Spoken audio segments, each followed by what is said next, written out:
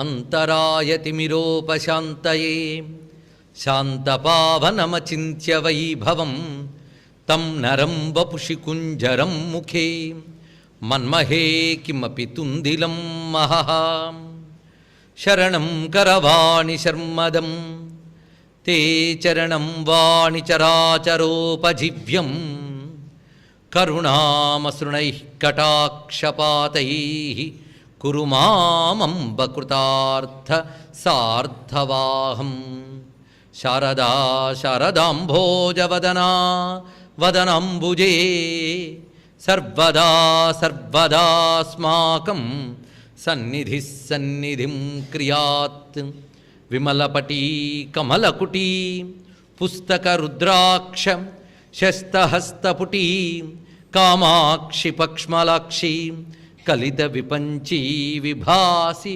వైరించి వాగర్థావివ సంపృక్తౌ వాగర్థ ప్రతిపత్తయే జగతః పితరౌ వందే పార్వతీ పరమేశ్వరౌ గురవే సర్వలోకానాం భిషజే భవరోగిణాం నిధయే సర్వవిద్యానాం దక్షిణామూర్తయే నమః నారాయణ సమారంభాం వ్యాసశంకరమధ్యమాం అస్మదాచార్యపర్యంతాం వందే గురుపరంపరాం అజ్ఞానాం జాహ్నవీతీర్థం విద్యాతీర్థం వివేకినాం సర్వేషాం సుఖదం తీర్థం భారతీతీర్థమాశ్రయే శ్రీభారతీతీర్థమాశ్రయే భజే శ్రీచక్రమధ్యస్థాం దక్షిణోత్తరయోः సదా శ్యామావార్తాళి సంసేవ్యాం భవానీం లలితాంబికాం శివాయ గురవే నమః శివాయ గురవే నమః శివాయ గురవే నమః శివాయ గురవే నమః శ్రీమాత్రే నమః శ్రీమాత్రే నమః శ్రీమాత్రే నమః శ్రీ విష్ణురూపాయ నమః శివాయ శ్రీ విష్ణురూపాయ నమః శివాయ శ్రీ విష్ణురూపాయ నమః శివాయ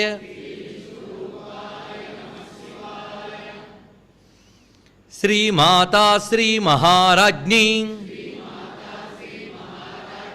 శ్రీమత్సింహాసనేశ్వరీ శ్రీమాతా శ్రీ మహారాజ్ఞీ శ్రీమత్సింహాసనేశ్వరీ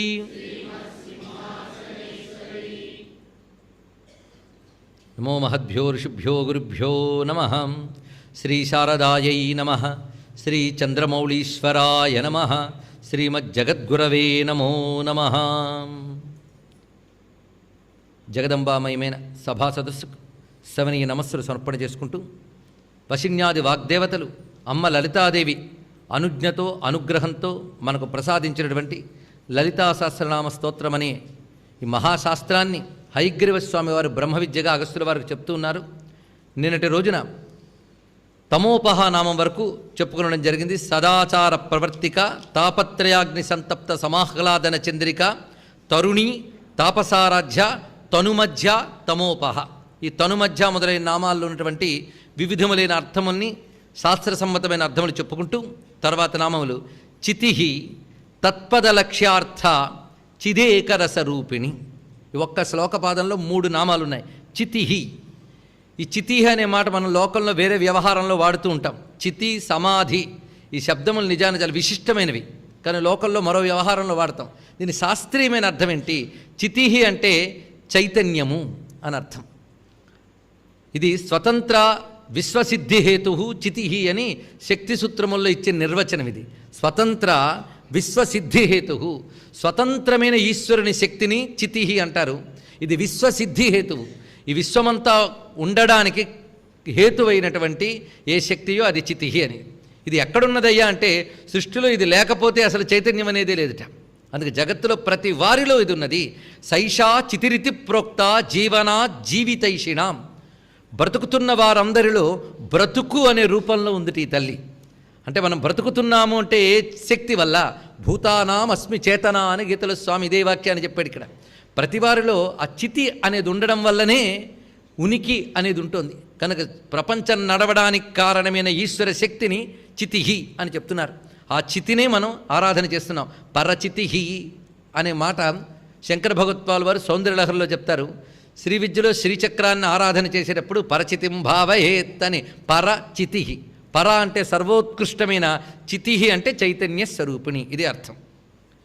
అయితే తమోపహ వెంటనే చితిహి పెట్టడంలో ఉన్న విశేషం చూడాలి. చీకట్లను పోగొడుతున్నది అంటే అజ్ఞానాన్ని పోగొడుతుందట. చితిహి అనేది చైతన్య రూపిణని ఒక అర్థము, జ్ఞాన రూపిణని మరొక అర్థం. తమోపహ అజ్ఞానాన్ని పోగొట్టేటటువంటి చితిహి జ్ఞానరూపిణి అని అర్థం. అందుకే చితి శబ్దానికి అర్థం చెప్తూ అవిద్యా పరిపంథి జ్ఞానస్వరూపా చితిహి అని నిర్వచనాన్ని చెప్పారు. అవిద్యా పరిపంథి, పరిపంథి అంటే శత్రువు, అవిద్యకు శత్రువైనటువంటి జ్ఞాన రూపాన్ని చితిహి అంటారు. ఆ జ్ఞాన రూపంలో అమ్మవారు ఉన్నారు. అందుకే ప్రతి వారిలో ఈ చైతన్యం ఉంటేనే తెలుసుకోవడం అనేది ఉంటుంది. ఈ తెలుసుకొనుట అంటే అది చైతన్యము అని అర్థం. అందుకని జ్ఞానము, నాలెడ్జు, ఇన్ఫర్మేషను అని కాదు, ఇది కాన్షియస్నెస్. అది అర్థం చేసుకోవాల్సింది. అదొకటి ఉంటేనే సృష్టిలో మనం ఏదైనా గ్రహించగలుగుతున్నాం. ఆ చితిహే తత్పద లక్ష్యార్థ. ఇదొక బరువైనటువంటి గొప్ప నామం. తత్ అనే పదమునకు ఇది లక్ష్యార్థము అన్నారు. లక్ష్యార్థము అంటే ఏమిటి ఇప్పుడు మనం తెలుసుకోవాలి. తత్ అనే పదం దేన్ని తెలియజేస్తుందో అదే అమ్మవారు అని. తత్ అనే పదము దేన్ని తెలియజేస్తున్నదో అది అమ్మవారు. తత్ అనే పదం ఎక్కడున్నది ఇప్పుడు ఇది మనం పరిశీలించవలసింది. ఇది నిజానికి మహావాక్యంలో మనకి వస్తున్నటువంటిది. తత్వమసి మహావాక్యంలో తత్ అనే పదం దేన్ని చెప్తుందో అదే అమ్మవారు. తత్వం అసి, ఈ మూడు వాక్యములే కదా మన సాధన చేయవలసిందంతా. ఈ మూడు పదములు కలిగిన మహావాక్యం, దీన్ని మహావాక్యం అని అంటారు. దీనికి మరొక పేరు ఉపదేశవాక్యము అని. గురువు శిష్యునికి చెప్తాడు ఇది తత్వం అసి అని. తత్ అనగా బ్రహ్మ పదార్థం, త్వం అనగా జీవుడు, అసి ఐక్యమై ఉన్నది. తత్వమసి అదే నువ్వై ఉన్నావు, ఇది తెలుగులో అర్థం. అదే నువ్వై ఉన్నావు. ఏది? అది. అది అంటే బ్రహ్మ పదార్థం. బ్రహ్మ పదార్థాన్ని అది అని ఎందుకు చెప్తున్నాం? ఏది మనకు పరోక్ష వస్తువో దాన్ని అది అంటాం, అంతే కదా. కనుక అది బ్రహ్మ మనకు పరోక్ష వస్తువా? ఇది పెద్ద ఆలోచించవలసిన విషయం. పరోక్షమా ప్రత్యక్షమా బ్రహ్మము? ప్రత్యక్షమని శాస్త్రం విన్నప్పుడు అనిపిస్తుంది, కానీ మనకెప్పుడు అది పరోక్షమే. బ్రహ్మానుభవం లేదు గనక అనుభవానికి తెలియట్లేదు. తద్దూరే గనక అది దూరముగానే ఉంది. కనుక దూరంగా ఉన్నంతకాలం అది పరోక్ష వస్తువే. ఆ పరోక్ష వస్తువు ఏంటో చెప్తూ అది పరోక్షం కాదయ్యా, అదే నువ్వై ఉన్నావని దాన్ని అత్యంత అపరోక్షం చేశాడు తత్వం. అందుకే పరోక్ష వస్తువుని అపరోక్షం చేసుకోగలిగితే అపరోక్షానుభూతిని శంకర భగవత్పాల్ వారు గ్రంథం కూడా రచించి పెట్టారు. అందుకే తత్వమసి అని గురువు చెప్తాట. శిష్యుడు త్వం అనగా జీవ పదార్థం, తత్ అనగా బ్రహ్మ పదార్థం, రెండిటి గురించి విచారణ చేస్తాడు. అసి ఎలా అయిందో తెలుసుకుంటాడు. అప్పుడు త్వం అనేటువంటి ఉపాధిగతమైన చైతన్యం గురించి ఆలోచిస్తూ ఉపాధులు నిరసించి ఉపాధిగతీతమైన చైతన్యము తత్పదార్థమే. ఉపాధులు చెప్పుకున్నంతకాలం త్వం పదార్థం, అహం పదార్థం, అది తత్పదార్థమే అని తెలుసుకుంటాడు. అంటే తత్పదార్థం అంటే బ్రహ్మ పదార్థమే. అప్పుడు తత్వమసి అని ఉపదేశవాక్యం శిష్యుడికి అనుభవానికి వచ్చేటప్పటికి అహం బ్రహ్మాస్మి అయిపోతుంది. అందుకే తత్వమసి అనే దాన్ని ఉపదేశవాక్యం అంటారు, అహం బ్రహ్మాస్మిని అనుభవవాక్యము అంటారు. అక్కడ అహం బ్రహ్మ అన్నప్పుడు అహం జీవవాచకం, బ్రహ్మ పరమాత్మ యొక్క వాచకం. ఇక్కడ తత్వం అనేటప్పుడు త్వం జీవవాచకం, తద్బ్రహ్మవాచకం. ఇప్పుడు అమ్మవారు త్వం పదవాచయ, తత్పదవాచయ. తత్పద లక్ష్యార్థ అంటే ఉపాధిగతమైన జీవచైతన్యం కాదు, ఉపాధిగతమైన జీవచైతన్యం కాదు, ఉపాధిని నిరసించి పట్టుకోవలసిన జీవచైతన్యము. అందుకే తత్పద లక్ష్యార్థ. తత్వమసి అనే మహావాక్యంలో తత్ అనేది ఏ బ్రహ్మమును చెప్తున్నదో ఆ బ్రహ్మమే అమ్మ. అది తత్పదమునకు లక్ష్యమై అర్థమై ఉన్నటువంటిది, ఇది అర్థం. అంతేకాదు గాయత్రి మహామంత్రంలో మొదటక్షరం తత్ సవితుహు. తత్ అనేది బ్రహ్మ పదార్థం గురించి చెప్తున్నది. అయితే అది అనే మాట చాలా విశేషం. ఇందులో పరోక్ష వస్తువు కనుక అది అన్నాం, ఇంకొక భావం కూడా ఉందండి అది అనడంలో విశేషం. ఏదైనా మాటకు అందనప్పుడు మనం అదండి ఇదండి అని తలగొక్కుంటూ ఉంటాం. అందనప్పుడల్లా తలగొక్కోవడమే. అయితే వేదం ఉందే అది దేన్నైనా స్పష్టంగా చెప్తుందిట. కానీ బ్రహ్మ పదార్థం దగ్గరికి వచ్చేటప్పటికి వేదం కూడా అది అని ఊరుకున్నది. అది అని ఎందుకు ఊరుకుందంటే అది ఇది అని చెప్పలేం కనుక అది అని ఊరుకుందిట. ఇది అంటే ఇది అని నువ్వు నిర్దేశించలేవు. ఇదని దేన్ని నిర్దేశిస్తావు? ప్రపంచంలో ఒక వస్తువుని నిర్దేశించవచ్చు, ఒక ప్రకృతి పదార్థాన్ని నిర్దేశించవచ్చు. అమ్మ పదార్థము కాదు, ప్రకృతి కాదు, ప్రకృతికే చైతన్యాన్ని ఇచ్చే చితిహి ఆ తల్లి. ఆ చితిహి అనే దాన్ని ఇది అని వస్తువుగా నిర్దేశించలేవు గనక అది అని అంటే మనసుకి మాటకి అందని దాన్ని అది అన్నారు. అందుకు యతో వాచో నివర్తంతే అప్రాప్య మనసహ సహ అనే తత్వమే తత్. ఆ తత్ ఏదయ్యా అంటే సవితుర్వరేణ్యం, సృష్టికర్త అయిన పరమేశ్వరుని యొక్క తేజస్సే తత్. ఆ తేజస్సే చితి, అదే తత్పద లక్ష్యార్థ. అంటే గాయత్రీ మంత్రార్థము అని ఒక అర్థము, మహావాక్యములో చెప్పబడ్డ తత్ అనబడే పరబ్రహ్మస్వరూపము, రెండు అర్థములు ఇక్కడ తీసుకోవాలి. కానీ అమ్మవారు అనగా తత్ ద్వారా చెప్పబడుతున్నటువంటి పరబ్రహ్మ, ఇది ఈ వాక్యం యొక్క అర్థం. ఆ స్వరూపం ఎలా ఉంటుంది? ఆ రూపము అంటే మనం తెలుసుకునేది రూపం. అమ్మ రూపం ఎలాంటిది అంటే విగ్రహమా, చిదేక రసరూపిణి. గొప్ప మాట చెప్తున్నాడు ఇక్కడ. ఆ తల్లి చిత్ ఏకరస రూపిణి. ఏకరసము, ఏకము అంటే అఖండము అని అర్థం. ఏకమనే మాటకి ఖండము కానిది, ముక్కలు చేయలేం. అఖండమై సంపూర్ణమై ఉన్నదాన్ని ఏక అనే శబ్దంతో చెప్పాలి. ఆవిడ ఏకరసం, రసమనగా ఆనందం అని అర్థం. ఏకరసం అంటే అఖండానంద రూపిణి. ఆ అఖండానందానికి మరొక లక్షణం ఉంది, చిత్. ఆ చితి కొనసాగుతుంది ఇక్కడ. చిత్ ఏకరస. చిత్ అంటే చైతన్యము, జ్ఞానము అని చెప్పుకున్నాం. ఏకరసము అంటే అఖండ ఆనందం. రెండూ కలిపి చూస్తే అఖండ జ్ఞానానందమే అమ్మ రూపము. ఇది దీని యొక్క అర్థం. చిదేకరస రూపిణి. అమ్మ అంటే కేవల జ్ఞానానంద రూపిణి. ఆ కేవల అనే మాట చెప్పడం కోసం ఏకశబ్దం వేశాడండి. కేవలం. ఇప్పుడు మన శరీరం ఉన్నది, ఈ శరీరం అంతా కేవలం ఆనందం కాదు. ఈ శరీరం లోపల ఆనంద వస్తువైన ఆత్మ వస్తువు ఉంది. అంటే ఇంకా చెప్పాలంటే గతంలో మనం చెప్పుకున్న ఒక ఉదాహరణ ఇక్కడ తెచ్చుకుంటే ఇంకా అర్థమవుతుంది. మనందరం పంచదార పొట్లాలు. పంచదార పొట్లం అంటే పొట్లం పంచదార కాదు, పంచదార పొట్లం లోపలుంది కదా. పొట్లం లోపల పంచదార ఉన్నట్లుగా ఉపాధి లోపల ఆ చిదేక రసవస్తువు ఉంది. అమ్మవారి ఉపాధి కాదు. అయితే అమ్మవారి రూపం ఎలాంటిది? ఆవిడ పంచదార చిలక. అమ్మవారి రూపం పంచదార చిలక. పంచదార చిలకలో అంతా పంచదారే. పంచదార పొట్లం లోపల పంచదార కనుక ఇవి పొట్లాలు, ఈ లోపల పంచదార అమ్మ. అమ్మ విగ్రహం పంచదార చిలక. తెలుసుకుంటే తెలిసిపోతుంది మనకి. అందుకే ఆ పంచదార ఎటువంటి పంచదార? చిత్ ఏక రసం. అది కేవల జ్ఞానానందమయం, చైతన్యము, ఆనందము. ఇదే అమ్మ స్వరూపం అండి. మనం అనుకుంటున్న మన శరీరానికి రెండు లక్షణాలు లేవు. దీనికి చైతన్యము లేదు, దీనికి ఆనందము లేదు. ఉందా? ఇది ఒక జడం మాత్రమే. ఈ జడం ఆహా అనిపించుతోంది అంటే దీనిలో చిత్తిహి అని ఒక ఆవిడ తిరుగుతోంది లోపలంతా. ఆవిడ అసలు స్వరూపం చిదేకర స్వరూపిణి. అదే తత్పద లక్ష్యార్థం. ఈ జడం నువ్వేదనుకుంటున్నా త్వం పదం, అది జీవుడు, అది పరిహరించవలసిందే, తత్తే మిగలవలసింది. అందుకు మహావాక్యములు ఏవైతే ఉపనిషత్తుల్లో చెప్పబడుతున్నాయో అవన్నీ ఛాందోగ్య ఉపనిషత్తులో మనకి వస్తున్నటువంటి మహామంత్రం, మహావాక్యం, తత్వమసి మహావాక్యం, అది ఇక్కడ ప్రతిపాదన చేయబడుతున్నది. స్వాత్మానందలవీభూత బ్రహ్మాద్యానంద సంతతి. ఇప్పుడు ఆ చిదేకర స్వరూపిణైనటువంటి విషయాన్ని అర్థం చేసుకోవాలి మనం. మహానుభావుడు అగస్త్యులు అడిగినప్పుడు హయగ్రీవస్వామి బోధిస్తూ త్రిశతి అంతా చెప్పాడు. త్రిశతంతా చెప్తూ అమ్మవారంటే ఏమిటో ఒక్క మాటలో చెప్తాను వినవయ్యా అన్నాడు ఆయన. ఒక్క మాటట. స్వాత్మైవ దేవతా ప్రోక్త, ఇది ఒక్కడే చెప్పాడు. స్వాత్మైవ దేవతా ప్రోక్త లలిత విశ్వ విగ్రహ, ఇది మాట. లలిత అంటే ఏమనుకున్నావు? స్వాత్మ ఏవ, స్వ ఆత్మ, నీ యొక్క ఆత్మ. అంటే నేను అన్ను అనడానికి ఏ చైతన్యం ఆధారమో అది ఆత్మ. ఇది మన ఆత్మశబ్దాన్ని నిర్వచనం చెప్పుకున్నాం.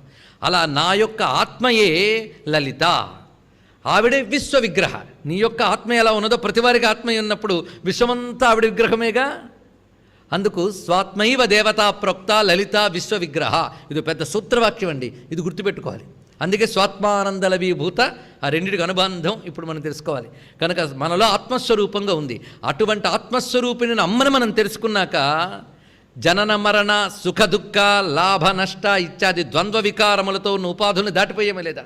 ఉపాధులని దాటిపోయిన తర్వాత అఖండమైన స్వాత్మానందాన్ని నువ్వు పొందగలిగితే ఆ ఆనందం ఎలాంటిదండి? అది ఇక్కడ చూపిస్తున్నాడు. ఎందుకు పొందాలండి అంటే నీకు ఆనందం కావాలని కోరుకుందా లేదా? ఇది ముందు ప్రశ్నించుకో. ఉందండి. ఉందంటే అసలైన ఆనందం కావాలని కోరుకుందా? మళ్ళీ ప్రశ్న. కావాలి. అయితే అసలైన ఆనందం ఇదిట. దీని ముందు స్వాత్మానంద లవీభూత బ్రహ్మార్జానంద సంతతి. లవీభూత అంటే అల్పమైన అని అర్థం. అమ్మ అఖండ ఆనంద స్వరూపిణి, అదే చిదేకర స్వరూపిణి. ఆ ఆనందం ఎంతటిదయ్యా అంటే నువ్వు సమస్త లోకాల ఆనందములు కలిపిన ఆ ఆనందం ముందు అత్యంత అల్పము. అది ఇక్కడ చెప్పదలుచుకున్నది. మరి అటువంటిప్పుడు అంత మహానందం మనం పొందాలా లేదా? ఇప్పుడు లవీభూత బ్రహ్మార్జానంద సంతతి అనే మాట మనం జాగ్రత్తగా తెలుసుకోవాలి. అందుకే ఇది రహస్యనామాలు కదా, ఇక్కడ రహస్యం పెట్టాడు. బ్రహ్మాది ఆనంద సంతతి. సంతతి అంటే సమూహము అని ఇక్కడ అర్థం. బ్రహ్మ ఆది ఆనంద సంతతికి అంటే బ్రహ్మానందం మొదలుకుని అన్ని ఆనందములు సమూహములు కూడా అమ్మ ఆనందం ముందు, అంటే ఆనంద రూపిణి అయిన అమ్మ ముందు అవి అత్యంత అల్పములు. ఇంకా చెప్పాలి అంటే అమ్మ ఆనంద సముద్రం. మనం చెప్పేటువంటి లోకసుఖములన్నీ బిందువులు. బిందువు ముందు సింధువు ఎలా ఉంటుంది, సింధువు ముందు బిందువు ఎలా ఉంటుందో ఆలోచించుకోండి. సముద్రం ముందు నీటి బొట్టు ప్రమాణం ఎంత, అది దేనికి పనికొస్తుంది? అదేవిధంగా మనం ఓహో అనుకున్న ఆనందములన్నీ కూడా లవీభూత బిందువులు వంటివే పో అన్నాడు ఇక్కడ. ఏ ఆనందములు? బ్రహ్మానందం వరకు అన్ని ఆనందములు. ఇక్కడ బ్రహ్మానందం అంటే పరబ్రహ్మానందం కాదు, బ్రహ్మలోకానందం. ఇక్కడ ఆనందం అది పరబ్రహ్మ అమ్మస్వరూపమే. మరి బ్రహ్మానందములు కూడా అల్పము అంటే బ్రహ్మానందమే అమ్మ కదా, అటువంటి బ్రహ్మానందములు అల్పమనే మాట తప్పది. ఇక్కడ బ్రహ్మానందం అనగా బ్రహ్మలోక ఆనందం, చతుర్ముఖ బ్రహ్మలోక ఆనందము అని అర్థం. ఇక్కడ చతుర్ముఖ బ్రహ్మలోక ఆనందం మొదలుకునన్ని. మొదలుకుని అంటే అది పెద్దది. మనం అనుకున్న లోకసుఖాల్లో కల్లా అతి పెద్ద లోకసుఖం అది. అందుకే అది పెద్దది చెప్పాడు. అది ఇప్పుడు ఎన్నెన్ని ఆనందాలు ఉన్నాయో ఇప్పుడు ముందు చూద్దాం. మనుష్యానందం మొదలుకొని బ్రహ్మానందం వరకు ఉన్నాయట. మనుష్యానందం మొదలుకొని. మనుష్యానందం అంటే మనుషులు పొందేది కాదు. మనిషి కూడా మనుష్యానందం పొందట్లేదండి. మనుష్యుడు మానుషానందం పొందాలంటే అనేక జన్మల సుకృతాలు బాగా ఉంటే పొందుతట. ఒక మనుష్యానందం అంటే ఏంటో లెక్కగట్టి చూపిస్తున్నాడు చూడండి. మనకి మనుష్యానందం పరిపూర్ణంగా ఒక శాస్త్రంలో ఉంది. అందులో లవలేశమే మనం ఈ శరీరంలో పొందగలుగుతున్నాం. మనుష్యానందం అంటే ఏంటో వివరిస్తున్నాడు. అందుకే అందన్యోగులకే నసాధ్యమగు ఆనందము అన్నాడు. మనుష్యానందం అని అంత దుర్భరం. చూడండి ఇక్కడ మనుష్యానందం అంటే ముందుగా వాడు యువకుడై ఉండాలి, అది అరోగ దృఢ శరీరుడై ఉండాలి, ఏ రోగము లేని దృఢ శరీరమై ఉండాలి, మంచి యవ్వనంలో ఉండాలి, పైగా జ్ఞాని అయి ఉండాలి, సమస్త శాస్త్రవేత్త అయి ఉండాలి. రాసుకుంటున్నారా ఎన్ని ఉండాలో? ఎన్ని ఉన్నాయో అప్పుడు ఆలోచించుకున్నాం. కనుక మంచి యవ్వనము, ఆరోగ్యము, దృఢగాత్రము, సాధు అయి ఉండుట, అధ్యయన సంపన్నుడై ఉండుట, మంచి బలము కలిగి ఉండుట, పైగా భోగ వస్తువులకి కొదువు లేకుండా ఉండుట. వాడికి అన్ని భోగ వస్తువులు ఉన్నాయట. అంటే సమస్తమైన సంపదలు ఏది కావాలంటే అది ప్రయత్నించక్కర్లే, అలా ఉన్నాయి. అంతేకాదు తన పరిజనమంతా ఆయనకు అనుకూలంగా ఉంది. సృష్టిలో పాపం ఆయన మాట ఆవిడ వినదు, ఆవిడ మాట ఆయన వినడు, అదొక ప్రారంధం. కానీ ఇక్కడ చెప్పబోయే వ్యక్తికి తన పరిజనమంతా ఆయనకు వశ్యమై ఉండాలట. అంటే భార్య, పిల్లలు అందరూ. అదేవిధంగా సమస్తమైన భూమండలాన్ని ఏకఛత్రంగా పాటించగలగాలట. అలాంటి వాడు పొందేటటువంటి ఆనందాన్ని మానుషానందము అంటారన్నారు. ఇప్పుడు చూడండి, అంటే ఇది హ్యూమన్కే పాసిబుల్ కదా, కానీ హ్యూమన్ బీయింగ్స్ అందరికీ పాసిబులా? ఒకవేళ ఇవన్నీ సమకూడితే దాని పేరేమిటి? మానుషానందము అని పేరిట. ఈ మనుష్యానందానికి 100 రెట్లు ఎక్కువ మనుష్య గంధర్వానందం. ఆ మనుష్య గంధర్వానందానికి 100 రెట్లు ఎక్కువ దేవగంధర్వానందము. ఈ దేవగంధర్వానందానికి 100 రెట్లు ఎక్కువ పితృదేవానందము. అంటే ఇప్పుడు చేసుకునే పుణ్యాలు బట్టి ఆ స్థితికి వెళితే అక్కడ ఆనందాలు దొరుకుతుంటాయి, ఇతర లోకాల్లో అనమాట. పితృదేవానందము. పితృదేవ ఆనందానికి కంటే 100 రెట్లు ఎక్కువ అజానదేవానందము. దానికంటే 100 రెట్లు ఎక్కువ కర్మదేవానందము. దానికంటే 100 రెట్లు ఎక్కువ దేవానందము. అంటే దేవతలు కూడా వెరైటీస్ ఉన్నాయండి. పుణ్యకర్మల వల్ల దేవతలుగా పుట్టిన వాళ్ళు కర్మదేవతలు, స్వతసిద్ధంగా దేవతలైనటువంటి వాళ్ళు అంటే దిక్పాలకులు మొదలైన వారు, వసురుద్రాదిత్యులు, వీళ్ళందరూ దేవతలు అంటారు. ఆ దేవతలు అనుభవించే ఆనందం చాలా గొప్పది. ఇప్పుడు లోకల్లో కూడా మనం ఒక పశువు పక్షులు పొందే ఆనందం కంటే మానవుడి స్థాయి ఎక్కువ, అవునా కాదా? ముందు అలా ఆలోచించుకుందాం. పశువులు చూడండి, పొద్దున్న లేచిన దగ్గర నుంచి ఎక్కడ తిండి దొరుకుతుందా అని తిరుగుతూ ఉంటాయి. మనిషి కేవలం అలా తిరగడం, ఇంకా మరికొన్ని కోసం తిరుగుతూ ఉంటాడు వాడు. పైగా వాటి ఆనందం చూస్తే మనకి ఆ స్థాయి నుంచి పైకి ఎదిగేమనిపిస్తుంది. ఒక విస్తరి చుట్టూ గుమ్ముకూడే కుక్కలను ఒక్కసారి చూస్తే దానికంటే మన లెవెల్ ఎక్కువ కదా, ఆలోచించాలి ఇక్కడ. అలాగే మనకంటే పై లెవెల్స్ ఉంటాయన్నమాట. అందుకే వివేకానంద గొప్ప మాట చెప్తాడు, సంపదల కోసం ఇంద్రియ సుఖాల కోసం పరిగెత్తే మనకి ఆ విస్తరణ కోసం పరిగెట్టేవాడికి తేడా లేదయ్యా అని చెప్పాడు ఆయన గట్టిగా. ఆయన వాయిస్ అలాగే ఉంటుందండి. మొత్తానికి ఏంటంటే దానికంటే పై స్థాయి మంది, అందులో మనుష్య గంధర్వం, ఇంకా మనుష్యానందం, మనుష్య గంధర్వానందం, దేవగంధర్వానందం, పితృదేవానందం, అజాన దేవానందం, కర్మదేవానందం, దేవానందం వరకు వచ్చాం కదా. దానికంటే 100 రెట్లు ఎక్కువ ఇంద్రానందం, ఇంద్రత్వంలో పొందే ఆనందం. దానికంటే 100 రెట్లు ఎక్కువ బృహస్పతి ఆనందం, దేవాచార్యుడు. దానికంటే 100 రెట్లు ఎక్కువ ప్రజాపతి ఆనందం. దానికంటే 100 రెట్లు ఎక్కువ బ్రహ్మలోకానందం. బ్రహ్మానందం అంటే ఇది, బ్రహ్మలోకానందం అంటే ఎక్కడ మనుష్యానందము, ఎక్కడి బ్రహ్మలోకానందము చూడండి. ఎన్ని వందల రెట్లు ఎక్కువ ఆలోచించుకోండి. ఇక్కడ ఈ మనుష్యానందం మొదలుకొని, అంటే భూమి యందు ఉన్నటువంటి ఆనందాల్లోకెల్లా ది బెస్ట్ ఏదయ్యా అంటే మనుష్యానందం. ఇక్కడ మొదలు పెట్టుకొని అక్కడ బ్రహ్మలోకానందం వరకు చెప్పబడ్డ ఇన్ని లోకానందములన్నీ కూడా ఆ అఖండ ఆనందరూపిడైన అమ్మవారి ముందు లవలేశములే. ఇది దీని యొక్క భావం అండి. ఇప్పుడు మనం ఒక్కసారి భావన చేస్తే అమ్మ ఏమిటనేది ఒక్కసారి ఊహకు కూడా అందదు కదా. అటువంటి అఖండానంద స్వరూపము అన్నారు ఇక్కడ. అది చిదేక రసం, అదే తత్పద లక్ష్యార్థము, అదే సర్వజీవులు యందు ప్రవహిస్తున్న చితి.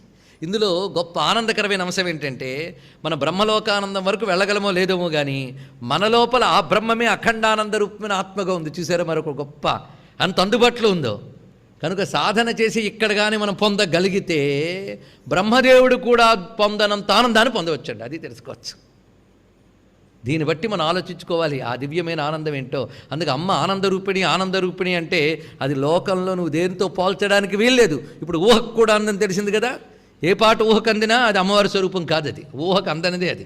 అందుకే అఖండానంద స్వరూపము అనే మాటకి చిదేకరస్వరూపిణి అన్నప్పుడు అఖండం ఉన్నదే ఆ విషయం ఇక్కడ. స్వాత్మానందల విభూత బ్రహ్మాద్యానంద సంతతి. సృష్టిలో ఇప్పుడు చెప్పిన ఈ ఆనందములన్నీ అమ్మ యొక్క వెలుగులే.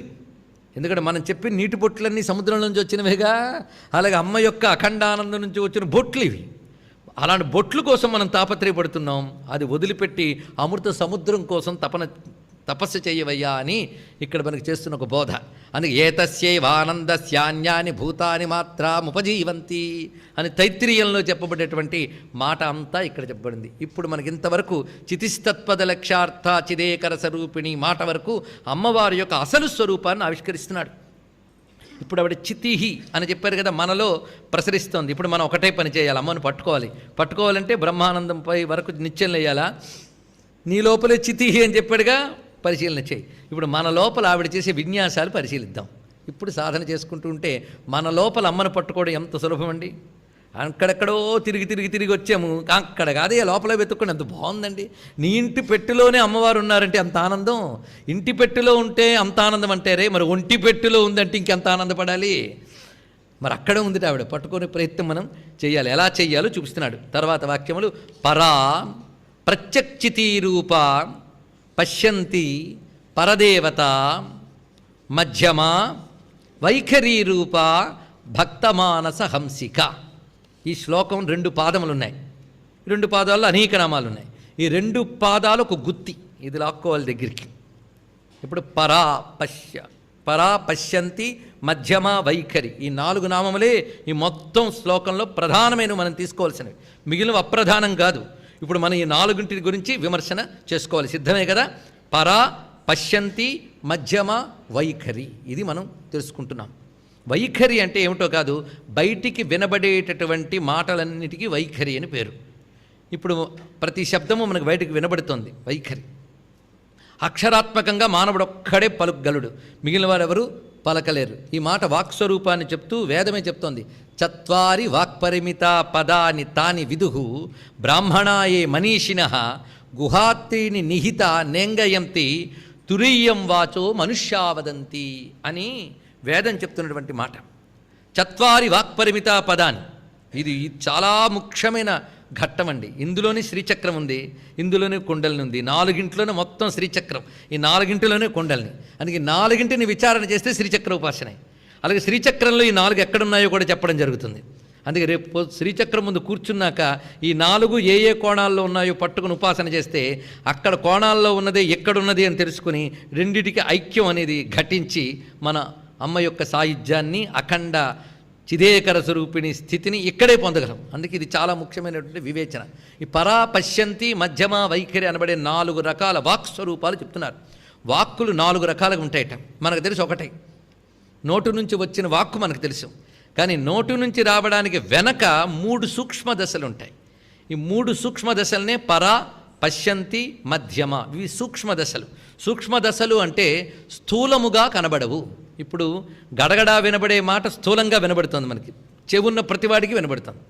దాని వెనకాల 3 ఉంటాయి. ఆ 3 చెవికి వినబడవు, కానీ అది లేకపోతే ఇది రాదు. ఇది ఎలాంటిదంటే చెట్టు, కొమ్మలు, కాండము కనబడుతుంది కానీ వేరు కనబడట్లేదు. కానీ కనబడే చెట్టు బట్టి కనబడని వేరు ఉందని ఎలా తెలుసుకుంటున్నామో, వినబడే వాక్కులు బట్టి వేరులాగా వినబడని లోపల సూక్ష్మశక్తులు ఉన్నాయని తెలుసుకోవాలి. పైగా ఎప్పుడైనా స్థూలానికి మూలం సూక్ష్మం, స్థూలం కంటే సూక్ష్మానికి శక్తి ఎక్కువ అని చెప్పుకున్నాం. అందుకు మానవుడు సాధనతో ఎంత స్థూలం నుంచి సూక్ష్మంలోకి వెళ్తే అంత సద్గతిని పొందగలడు. ఇప్పుడు మన ప్రయత్నం చేయాలి. అంటే పరా, అసలు ఈ 4 వాక్కుగా చెప్తారు, కానీ ప్రపంచానికి కూడా ఇదే వర్తిస్తుంది మొత్తం కూడా.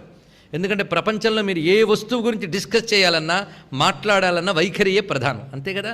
ప్రపంచంలో ప్రతి వస్తువు వైఖరి రూపమే. ఇక్కడున్న ఏ వస్తువుని వర్ణించాలన్నా ప్రతిదానికి పదాలు ఉన్నాయా లేవా, నామాలు ఉన్నాయా లేవా, నామాలు పదాలు ఉన్నాయి, చెప్తున్నామంటే వైఖరివి కదా. అలాగే మీరు ఏ శాస్త్రం చదవండి, మెడిసిన్ కానీ ఇంజనీరింగ్ కానీ ఏది చదివినా పదాలతో వాక్కులతో చెప్పేది కదా. నామం రూపం, నామం రూపం, ఇవన్నీ వైఖరివి కదా. సంతోషం. ఈ వైఖరి వెనకాలన్న పరాపశ్యంతి మధ్యమాలు ఏంటో తెలుసుకుందాం. ఇది కొంచెం అర్థం అవడానికి చిన్న ఉదాహరణతో చెప్పుకోవాలి. ఒక గింజ ఉన్నది. ఈ గింజ చెట్టుగా అవ్వాలి అంటే ఎన్ని దశలు దాటుతుందో చూద్దాం. ఒక విత్తనం చెట్టుగా అవ్వడానికి ఎన్ని దశలు దాటుతుంది. ముందు దశ ఏమిటంటే ఉబ్బుతుంది. మొట్టమొదటిగా దానికి జలతత్వం కలవగానే ఉబ్బుతుంది.